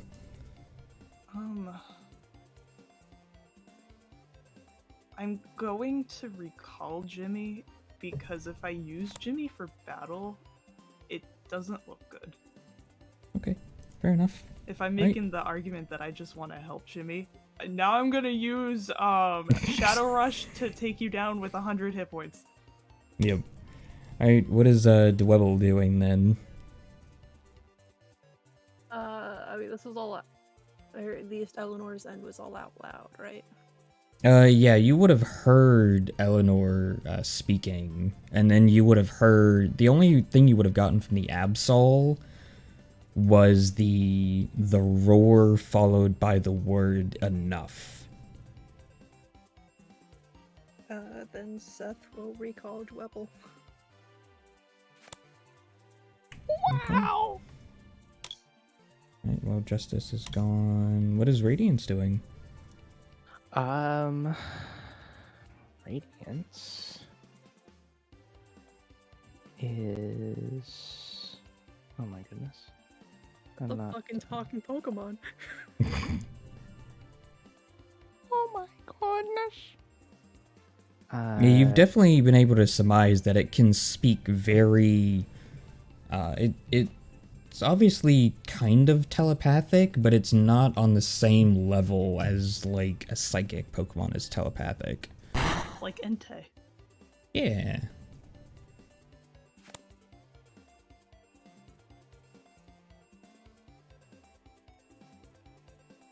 Yeah.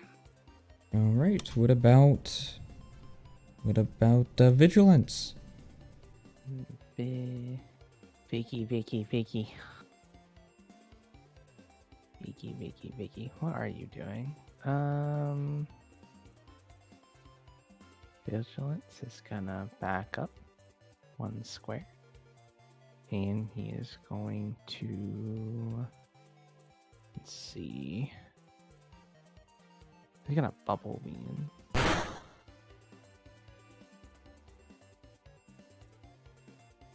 Bubble Beam. Very nice. Ooh, it made its paralyzed save. No! No! No! My Pokemon are about to get reamed. When the Absol was like, why should I believe you? I really should have said, well, I'm channeling you and I can't lie during channeling. It's true. I mean, that's kind of too meta. That breaks the fourth wall. That is a fainted Vigilance with a impressive 64 damage. Owie. Owie is right. Isn't Psycho Cut melee? No, it's ranged. Oh, right, but it does physical damage. Yeah. Yeah. Yeah. Yeah. All right, Spira. It's going to recall the fainted ducklet, as you do. It's gonna deploy Valor. Right there.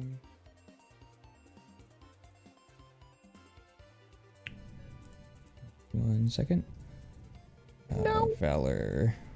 Where's Valor the where? old man up on my ass. Yeah, I was. Excuse me a second. I got red Sure. eyes too, bitch. So, Seth, as you're kind of obviously watching what is going on, Dr. Michael kind of comes over to you and he goes, Seth, you know how I said that the stone is damaged? Yeah. It's, well, I'm sure you heard that too.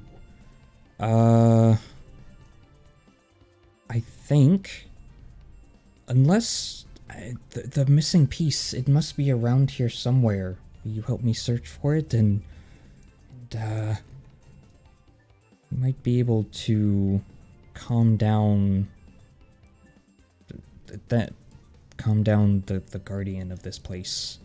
All relic stones have one, and, well, obviously I think we've found one of them.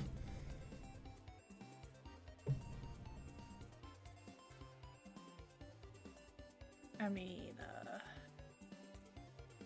I guess since I'm not over there protecting my friends. Well, here we go. Alright, Seth, give me a perception roll. It should have been Spira. It should have been Spira. Snake eyes. Snake eyes. eyes.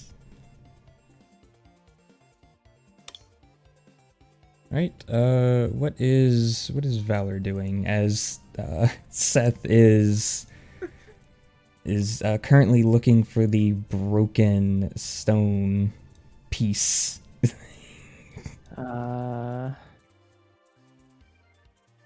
Valor is. Let's see. I forget how pass works. You have to. You have to go through it. Okay. So Valor is going to do a sort of this right here. Yeah, that's within his movement capability. Mm-hmm. And he is going to Steel Wing. Very nice.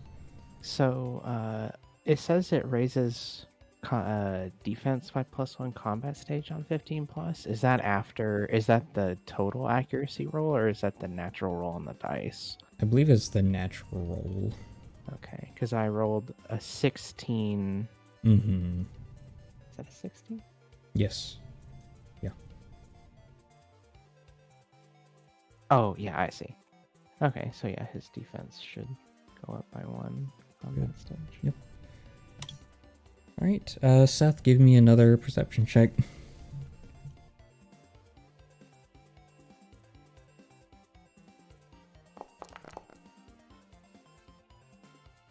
Hey. You do actually manage to find it. Yeah, give me just 1 second to put down a little... There you go. No, you actually probably can't see that, can you? Nope. Let me grab your character. Stop it. No. Yes. There you go. You see it down there. Alright, what is Charles doing?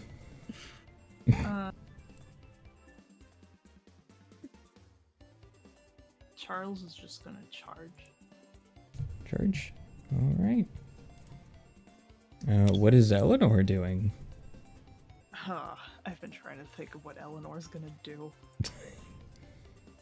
Lots of things have run through Eleanor's head, including recalling Charles and just walking up to the Absol, and that's just a terrible choice. God.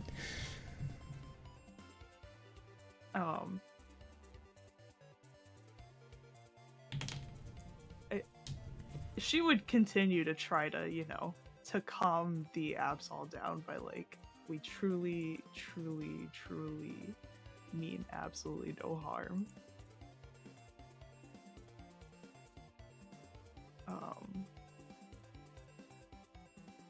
Outside of that, she wouldn't attack the Absol, or it literally negates everything she's talked about with it.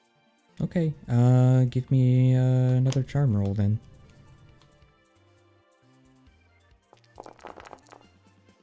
Oof. You can feel that you are definitely chipping away at the Absol's. I don't want to say stone heart, because obviously I kind of use that when referring to shadow Pokemon, but it's hardened heart. It's like protective, Yeah. wall. Alright, what is Radiance doing? Let's see. Radiance is going to ember. No. Or not. Alright, Seth, seeing the broken piece of the stone, what are you doing? I assume you're going to... We were sliding down in this thing I couldn't climb up earlier. Like, Wee. Give me an or an athletics roll just to see if you No, take you any said damage. acrobatics! Athletics. Yeah, well, acrobatics. Yeah, one or the other. They go hand in hand a little bit. Can you Right. stick the landing? Yeah, can you stick the landing? And the answer is yes, you can. My rock. You're rock. All right. The Absol passes its save. And it no Oh, come on. will use Night Slash against Valor. No, he won't. Holy shit, that damage. Oh my goodness. Ooh.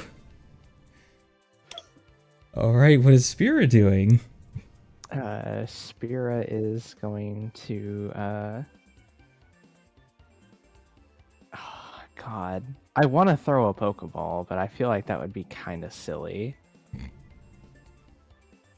Okay, catch and release. I mean, you know what? I'm gonna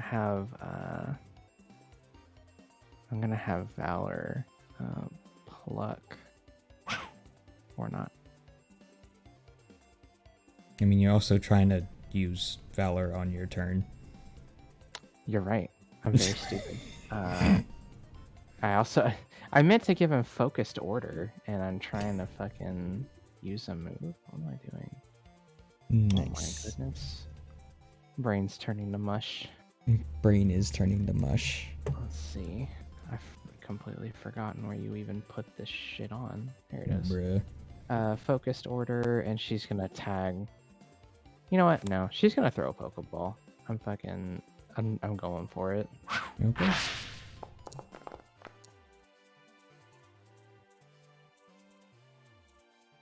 Y'all out here negating everything Eleanor's doing.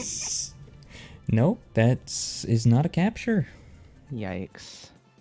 And it's gonna respond with a Night Slash against Valor.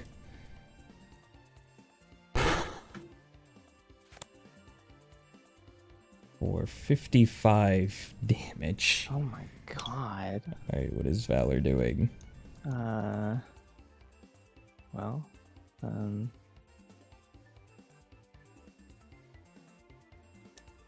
he's gonna move to the other side of Absol and Steel Wing. Very nice. All right, and well, with that, just as Seth picks up the piece of the broken relic stone, the Absol goes down. And that is an ended combat.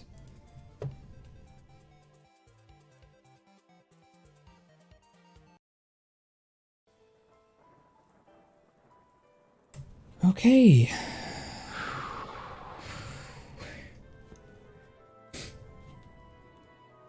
And I will discuss the experience and all that stuff in a moment. What is it you two are doing? Actually, first, Seth, what are you doing? Are you scrambling back up? Yeah, he's attempting to, and I doubt he can see that the battle is ended on the other side there. Oh no. Yeah.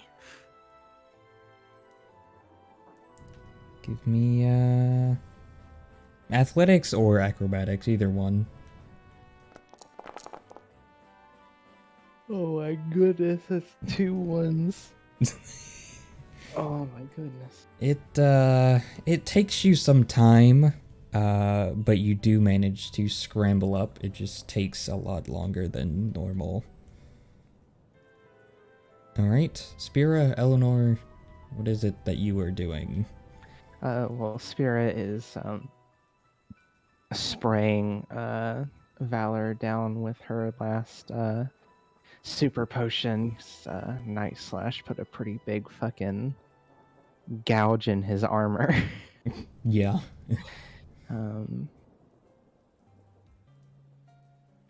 So she is making sure that Valor is okay. And let's see. I don't have any revives. That's very silly of me.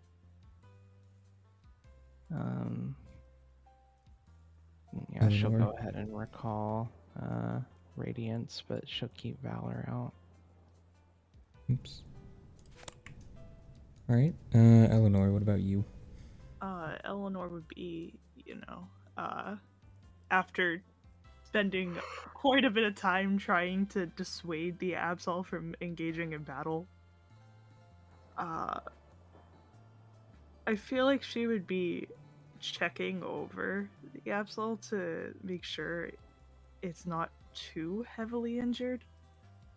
No, it appears to be just, obviously the damage just sustained from the current battle. You do see old scars and permanent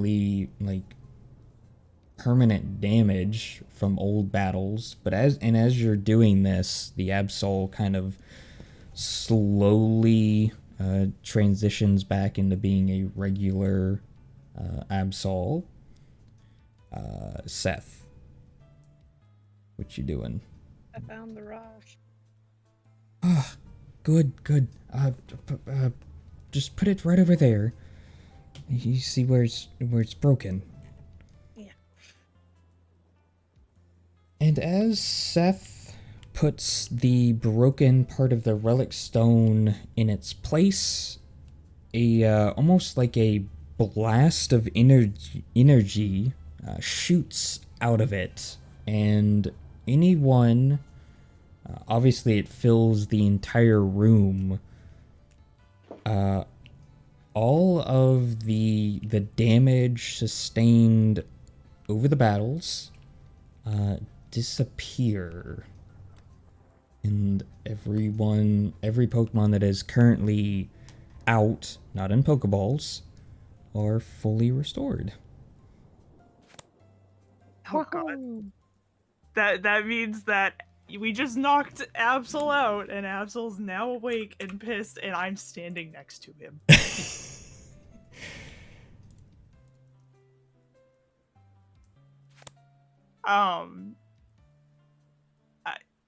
I feel like so Eleanor would have been like kind of like crouching next to Absol, like checking over his wounds and stuff, and then him just all of a suddenly like the wounds are gone and he's awake. She'd be startled a tiny bit, and just in kind of like a quick, not necessarily panic, but like I promise you, I don't mean you harm. She's gonna pull an oranberry out of her pocket and offer it. The Set ab method of making friends. Yes!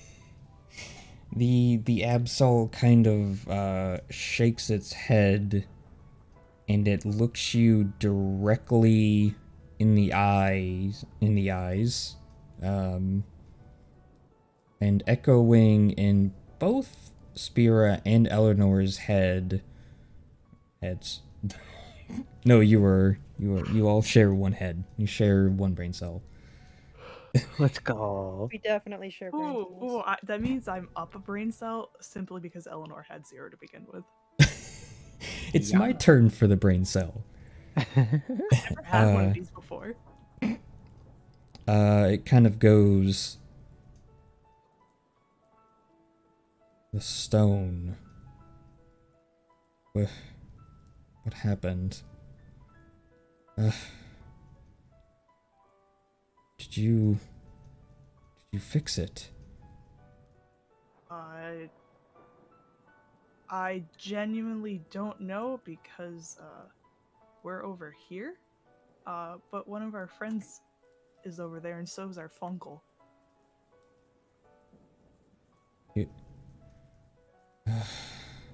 What is a funkle? Does not matter.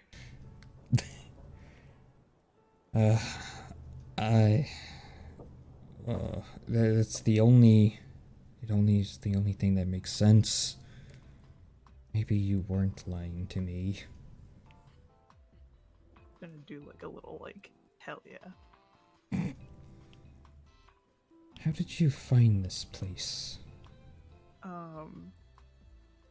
So she's gonna talk about how we were helping some Staravia yesterday that were kicked out of their home in a shrine by a poltergeist, and we came across our Funkle and his assistant standing over a well, and we were told by our professor, who knows a guy from the Ori region that I was telling you about, where the relic stones were used to help the Pokemon like Jimmy that you saw, and we were told to go find him by the professor. And after dealing with the Staravia, we talked to him, and he said that he thinks that there's relic stones under the well, and he was right. And now we're here. And now we're here. And then we jumped in the well, kind of dumb.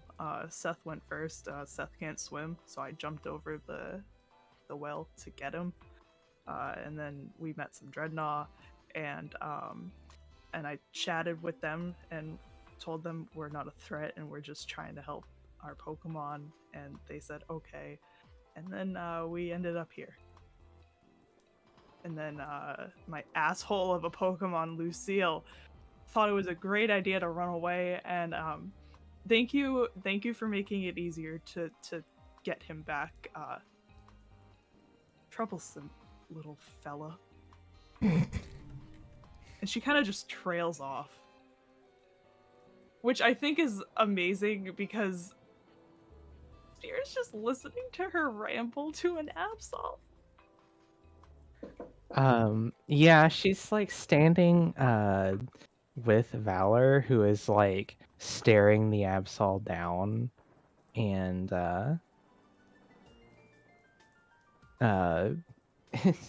and she's just like watching this and is more and more confused by the minute. And Eleanor likes Pokemon more than she likes people. I mean, that makes sense. And Yeah, she's just like watching, and as an aside, would the dead condition be removed from Ducklet, please? That'd be great. You can do that yourself. I can? Yeah, if you click on him, at the actually no. Here you go. Oh, if you right click on him at the top right is assign a status effect. Oh, okay, fair enough. Yeah. Okay, I didn't know I could take that off myself. Yeah. He's so tiny. He's so Yeah. small. He also reverted back to being the regular Ducklet sprite, so oops. Okay. And then he waddled away. Waddle, waddle.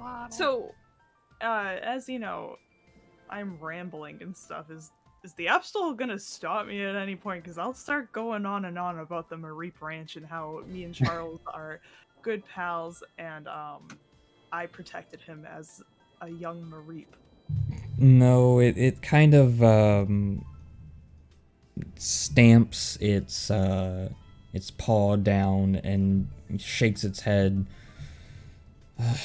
You humans, either violent or rambling, it seems. She's gonna Sometimes give both. she's gonna give the Absol like a toothy grin and just kind of chuckle. Well, now then, so you are here for the power that lies within the relic stone. Is that Yeah. what I am understanding? I assume. We were So- told. I don't know exactly how it's done. Unfortunately, no one really seems to know outside of the stones were used. And he kind of like hops over you.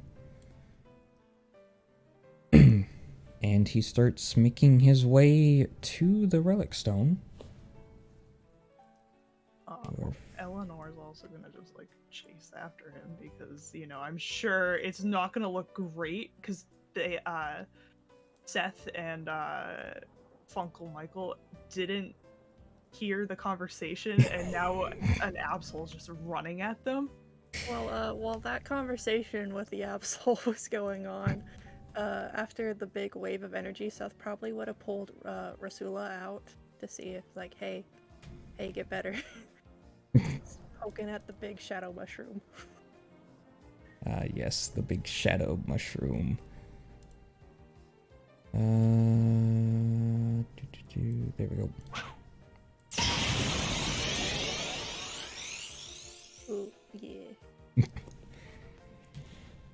And Stop being depressed.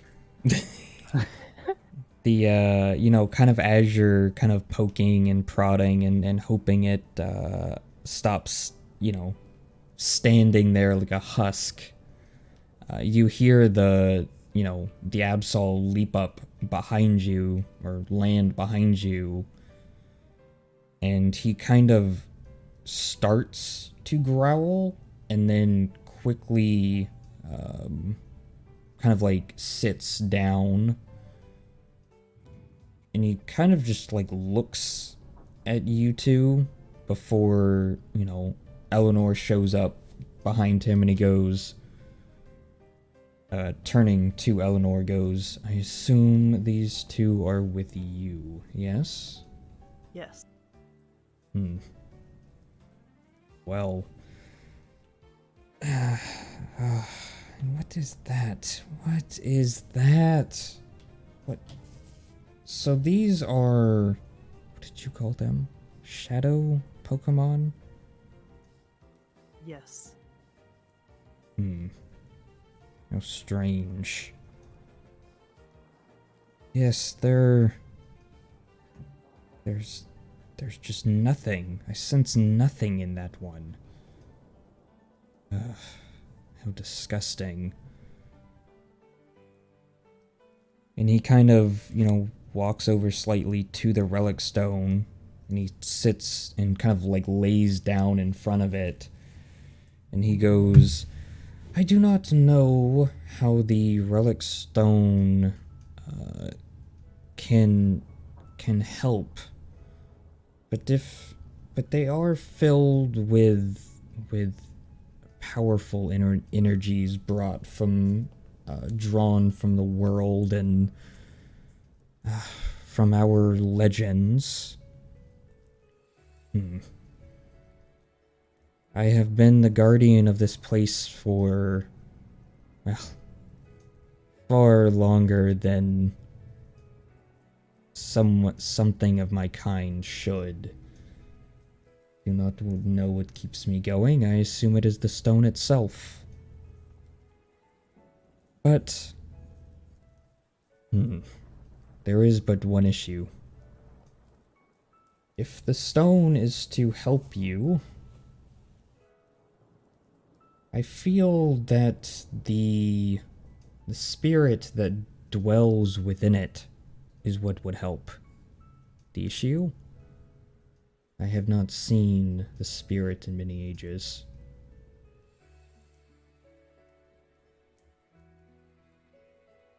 So, we all just gonna sit here in silence and watch a weird angel dog thing walk around?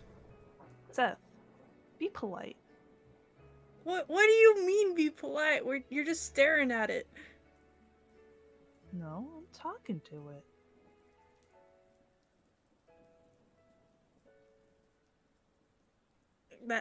That's I don't understand any of that. You can keep that.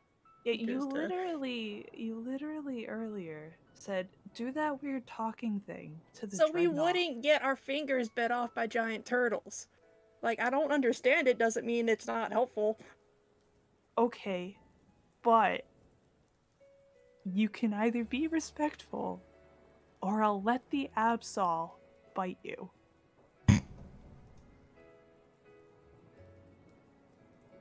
Let us not forget, you're running a thin line between me and you.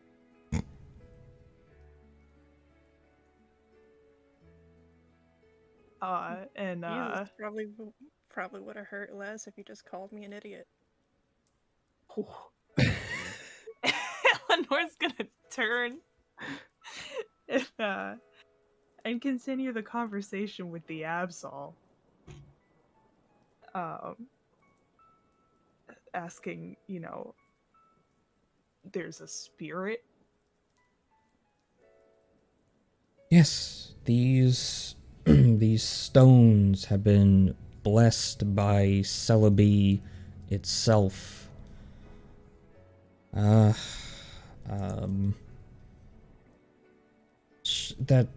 Pokemon you pulled out before, Torchic. Show it to me once more. So, Eleanor will release Jimmy. Jimmy.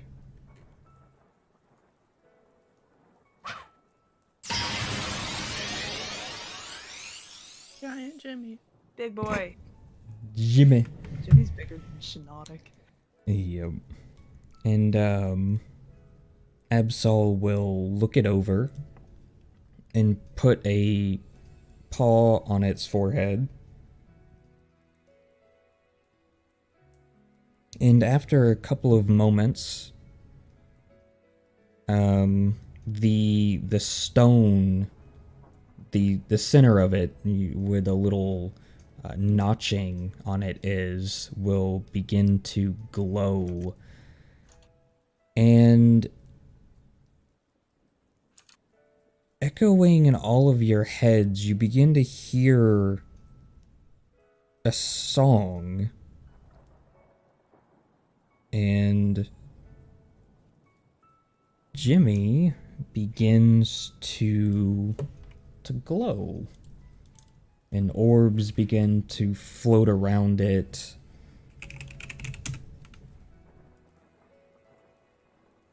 Just give me just 1 second. Oops. Doo-doo.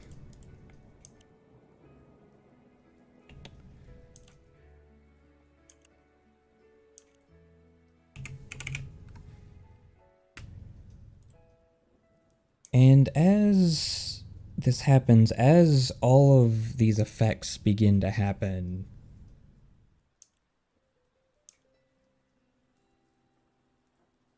the relic stone glows brightly before returning back to its normal state. And the shadowy aura around Jimmy breaks, as Eleanor can see.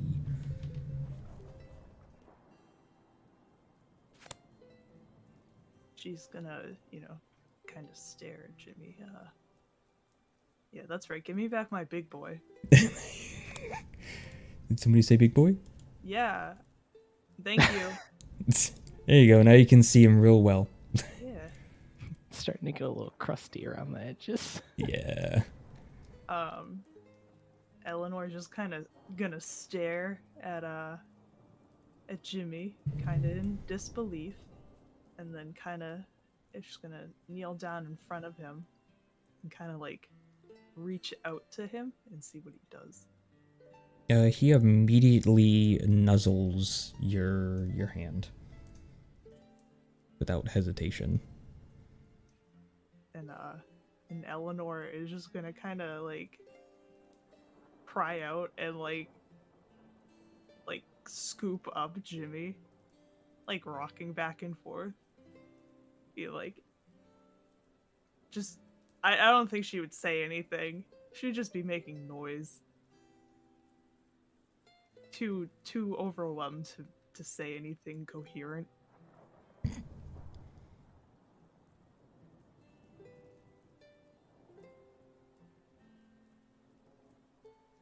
course. And the Absol, after a moment, kind of lets out a drawn-out sigh.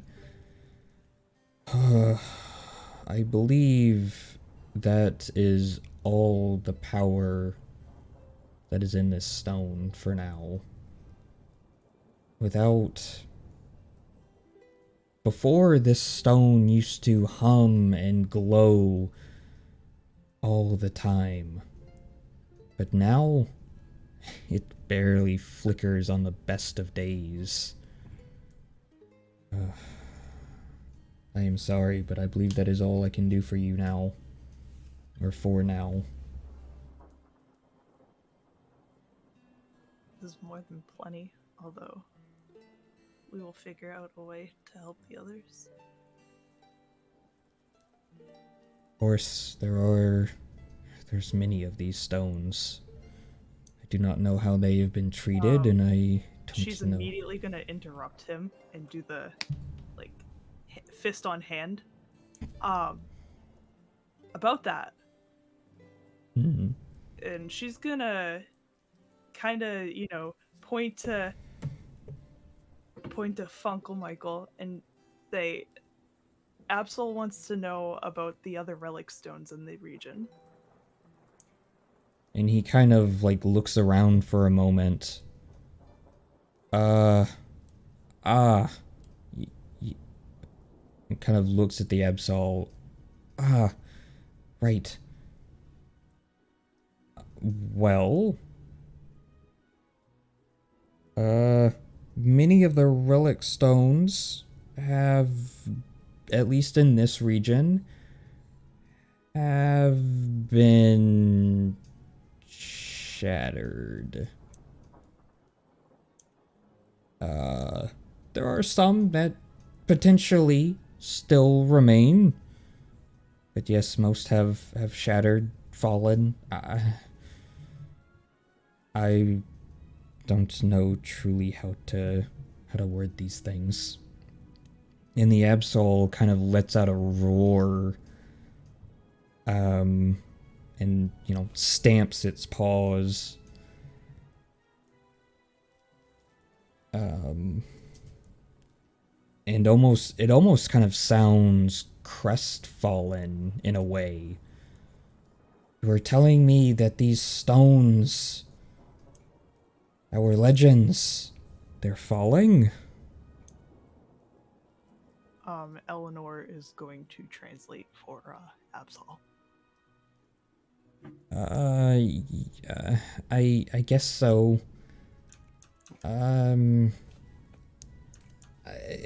I do not know. I don't know too much about the other Guardian Pokemon. The theories are at this point that, well, whoever's shattering these stones are also doing the shadow Pokemon stuff, the corruption. I'm sorry. There's a high chance. Well, they might come for here and for you. I'm truly sorry. You must keep this place as protected as possible. All the information that I have.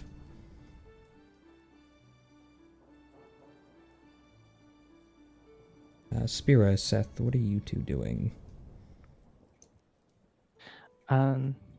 Just observing. Observing? Yeah. Seth? Trying to stay away from a dog that Eleanor said was gonna bite him. Fair enough, fair enough. He's on the ground drawing circles in the dirt with his finger.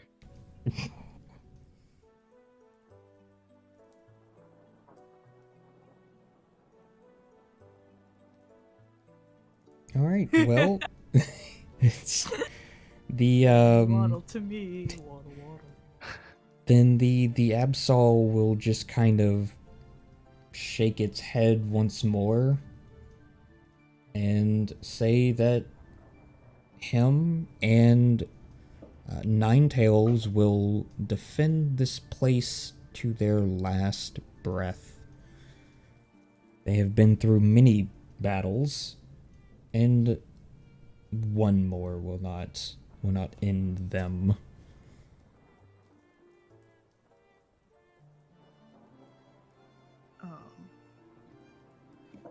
Eleanor is going to, out of concern, not to say that they aren't strong Pokemon, but to not overestimate who they're coming in contact with, or underestimate.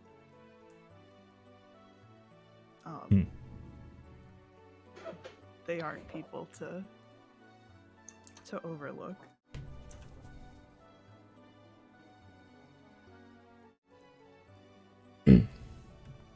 I see.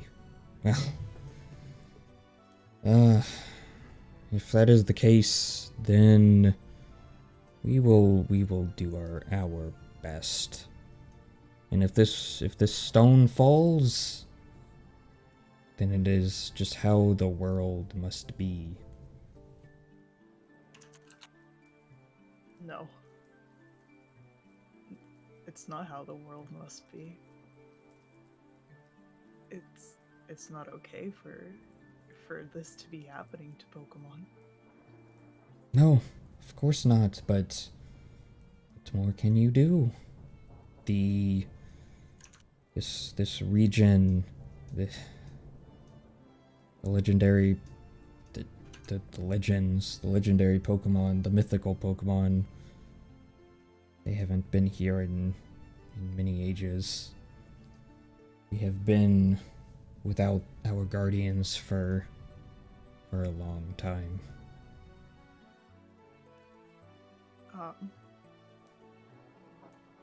Eleanor is gonna pick up the Absol's paw and kind of bring it close to her, like towards her chest, and say, I promise you with all of my heart that I'm gonna put a stop to this.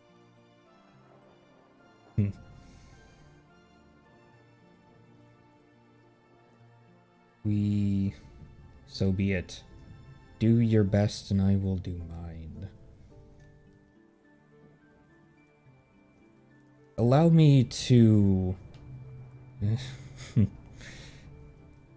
This is something I was told never to speak of. But I suppose I must. That song, did you hear it? Yeah. When these stones were first carved, first made, each stone has a specific sound, a specific song. And at one point, these stones, they were worshipped by both people in Pokemon. If the stones themselves do not sing, there used to be instruments created by humans long, long ago. They didn't really look like you, but they created the same sound. They were tuned to the very stones. I think they will help you. Just in case the stones fall. Eleanor's gonna look up and thank the Absol for entrusting her with that information.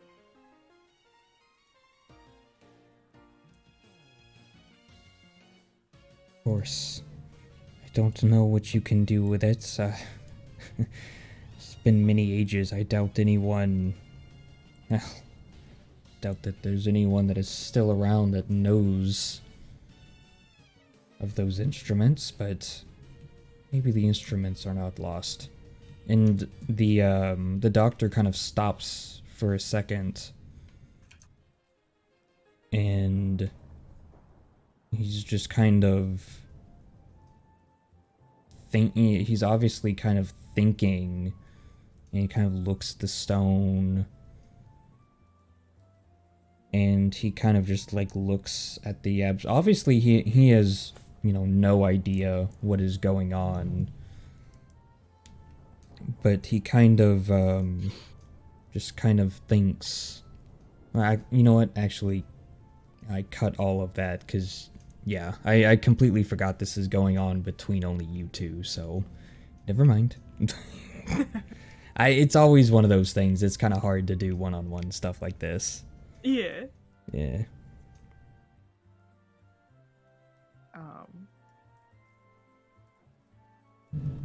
You said that the stones were blessed by Celebi, Yes, that is correct. and yet you haven't seen Celebi in a while? No, not Celebi, not its spirit. I have not seen her in time. For me is not normal. I cannot truly tell you how long it's been. It could have been days or it could have been years, but it feels like it's been a long time. I know you haven't seen Celebi in a while, but do you know where Celebi, if in, like, start stuttering. I know you haven't seen Celebi in a while, but do you know where we could possibly find her?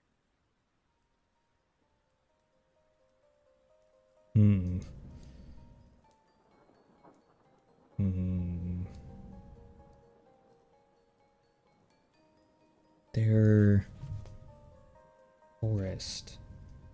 There's a forest somewhere.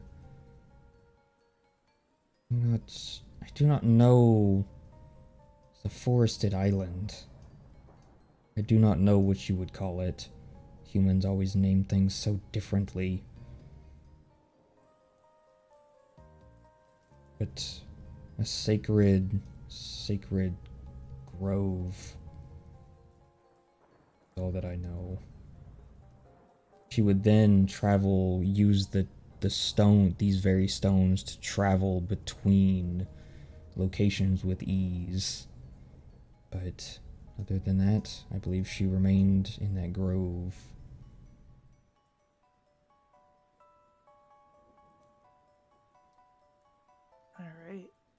well, time to go look for Celebi.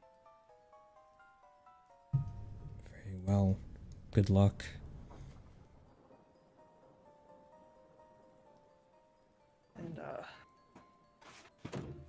And Eleanor's going to, hand over the oranberry that she tried to give him forever ago. It will, Absol will take it and eat it quickly. Nice.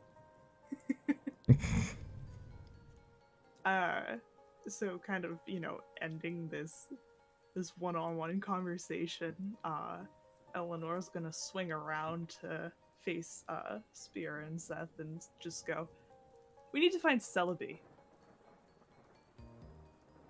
I'm sorry, what? We need to find Celebi. Why? Because Celebi has to do with these stones. They're blessed by her spirit. And the Absol has mentioned that he hasn't seen Celebi in a while. And if Celebi has something to do with the stones, I wonder if Celebi has something to do with what they're doing to these shadow Pokemon. Perhaps.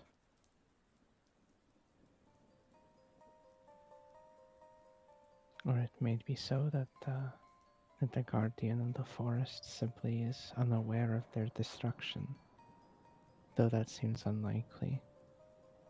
Or perhaps whoever is responsible for this is already,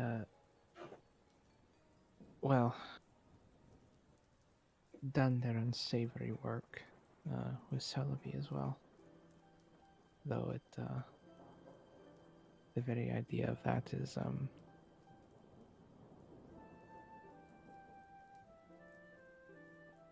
ugh. I hope that's not the case, but, I mean, trying to find Celebi is one thing, but, you usually don't, see the guardian of the forest unless they want to be found. Well, we're gonna make Celebi want to be found.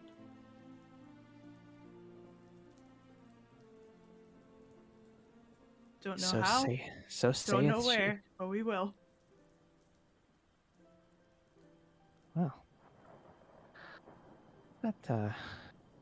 that's an interesting elucidation, and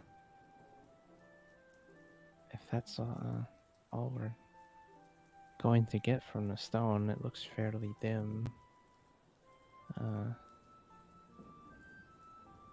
Doctor, is there anything else that, or any other reason you would like to stay here, or shall we get going? I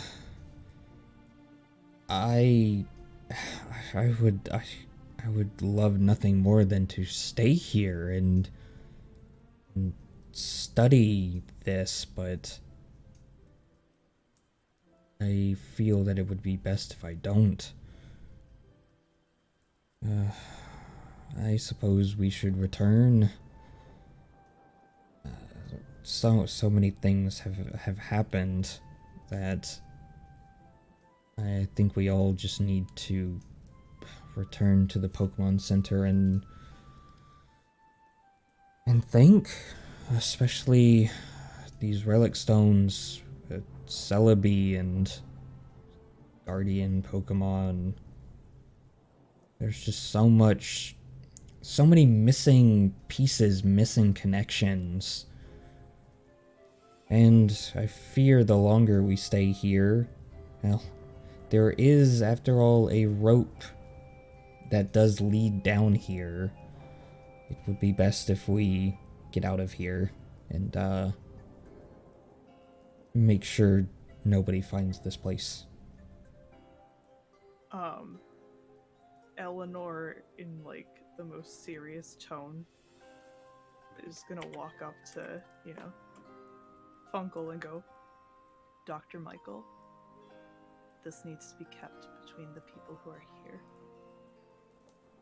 Don't trust me. I understand. I am not like some of my colleagues that do this to have their names in academic papers and in books. I do this for fun. And as such, I know that there are things that must be kept a secret. Not even a word to your assistant. Yes, of course. He will not know of any of this. As he walks in the room. Mr. Dr. Professor Michael, I was looking for you. Oh god, there's an Absol. Kill it! Murder! You just hear a sniper shot from across the room. Oh no. Ab's, able to create mirages, right? Is that something Absol is capable of doing? I feel like it's done that in like a movie, but normally they're just known as like an omen, like they're harbingers or said to be, right? They show up before disasters. But I'm not sure if they are if they can actually create. They have, at least according to this, they have premonition, stealth, and dark vision, and then tracker. Yeah. So I don't think they can do that. At least not this one. At least according to the games. Yeah. That's fine.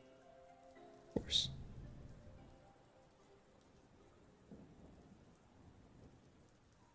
Well, I for one am ready to escape this underground and get some fresh air and get my Pokemon healed.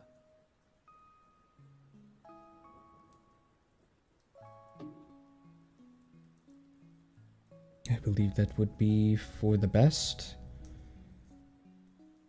Let's hope my assistant has returned with the rope. I doubt he traveled very far.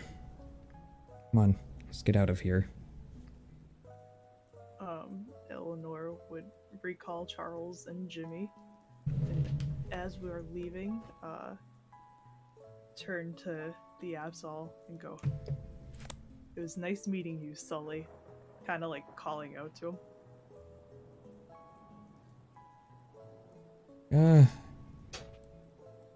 It was nice to meet you too. Be careful. She's just gonna nod and kind of run off.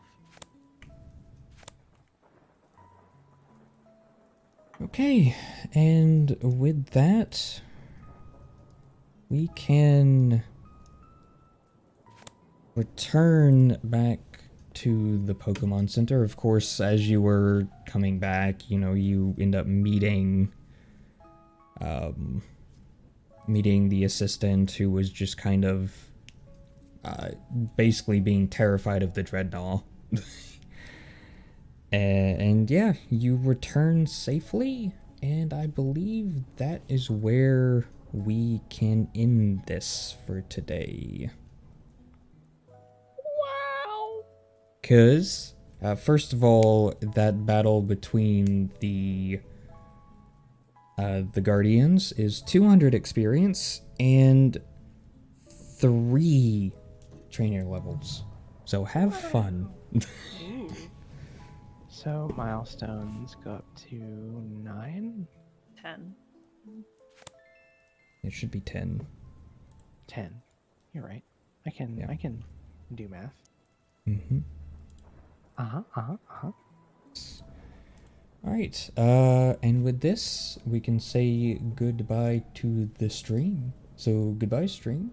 I will catch you around. See you around. Bye.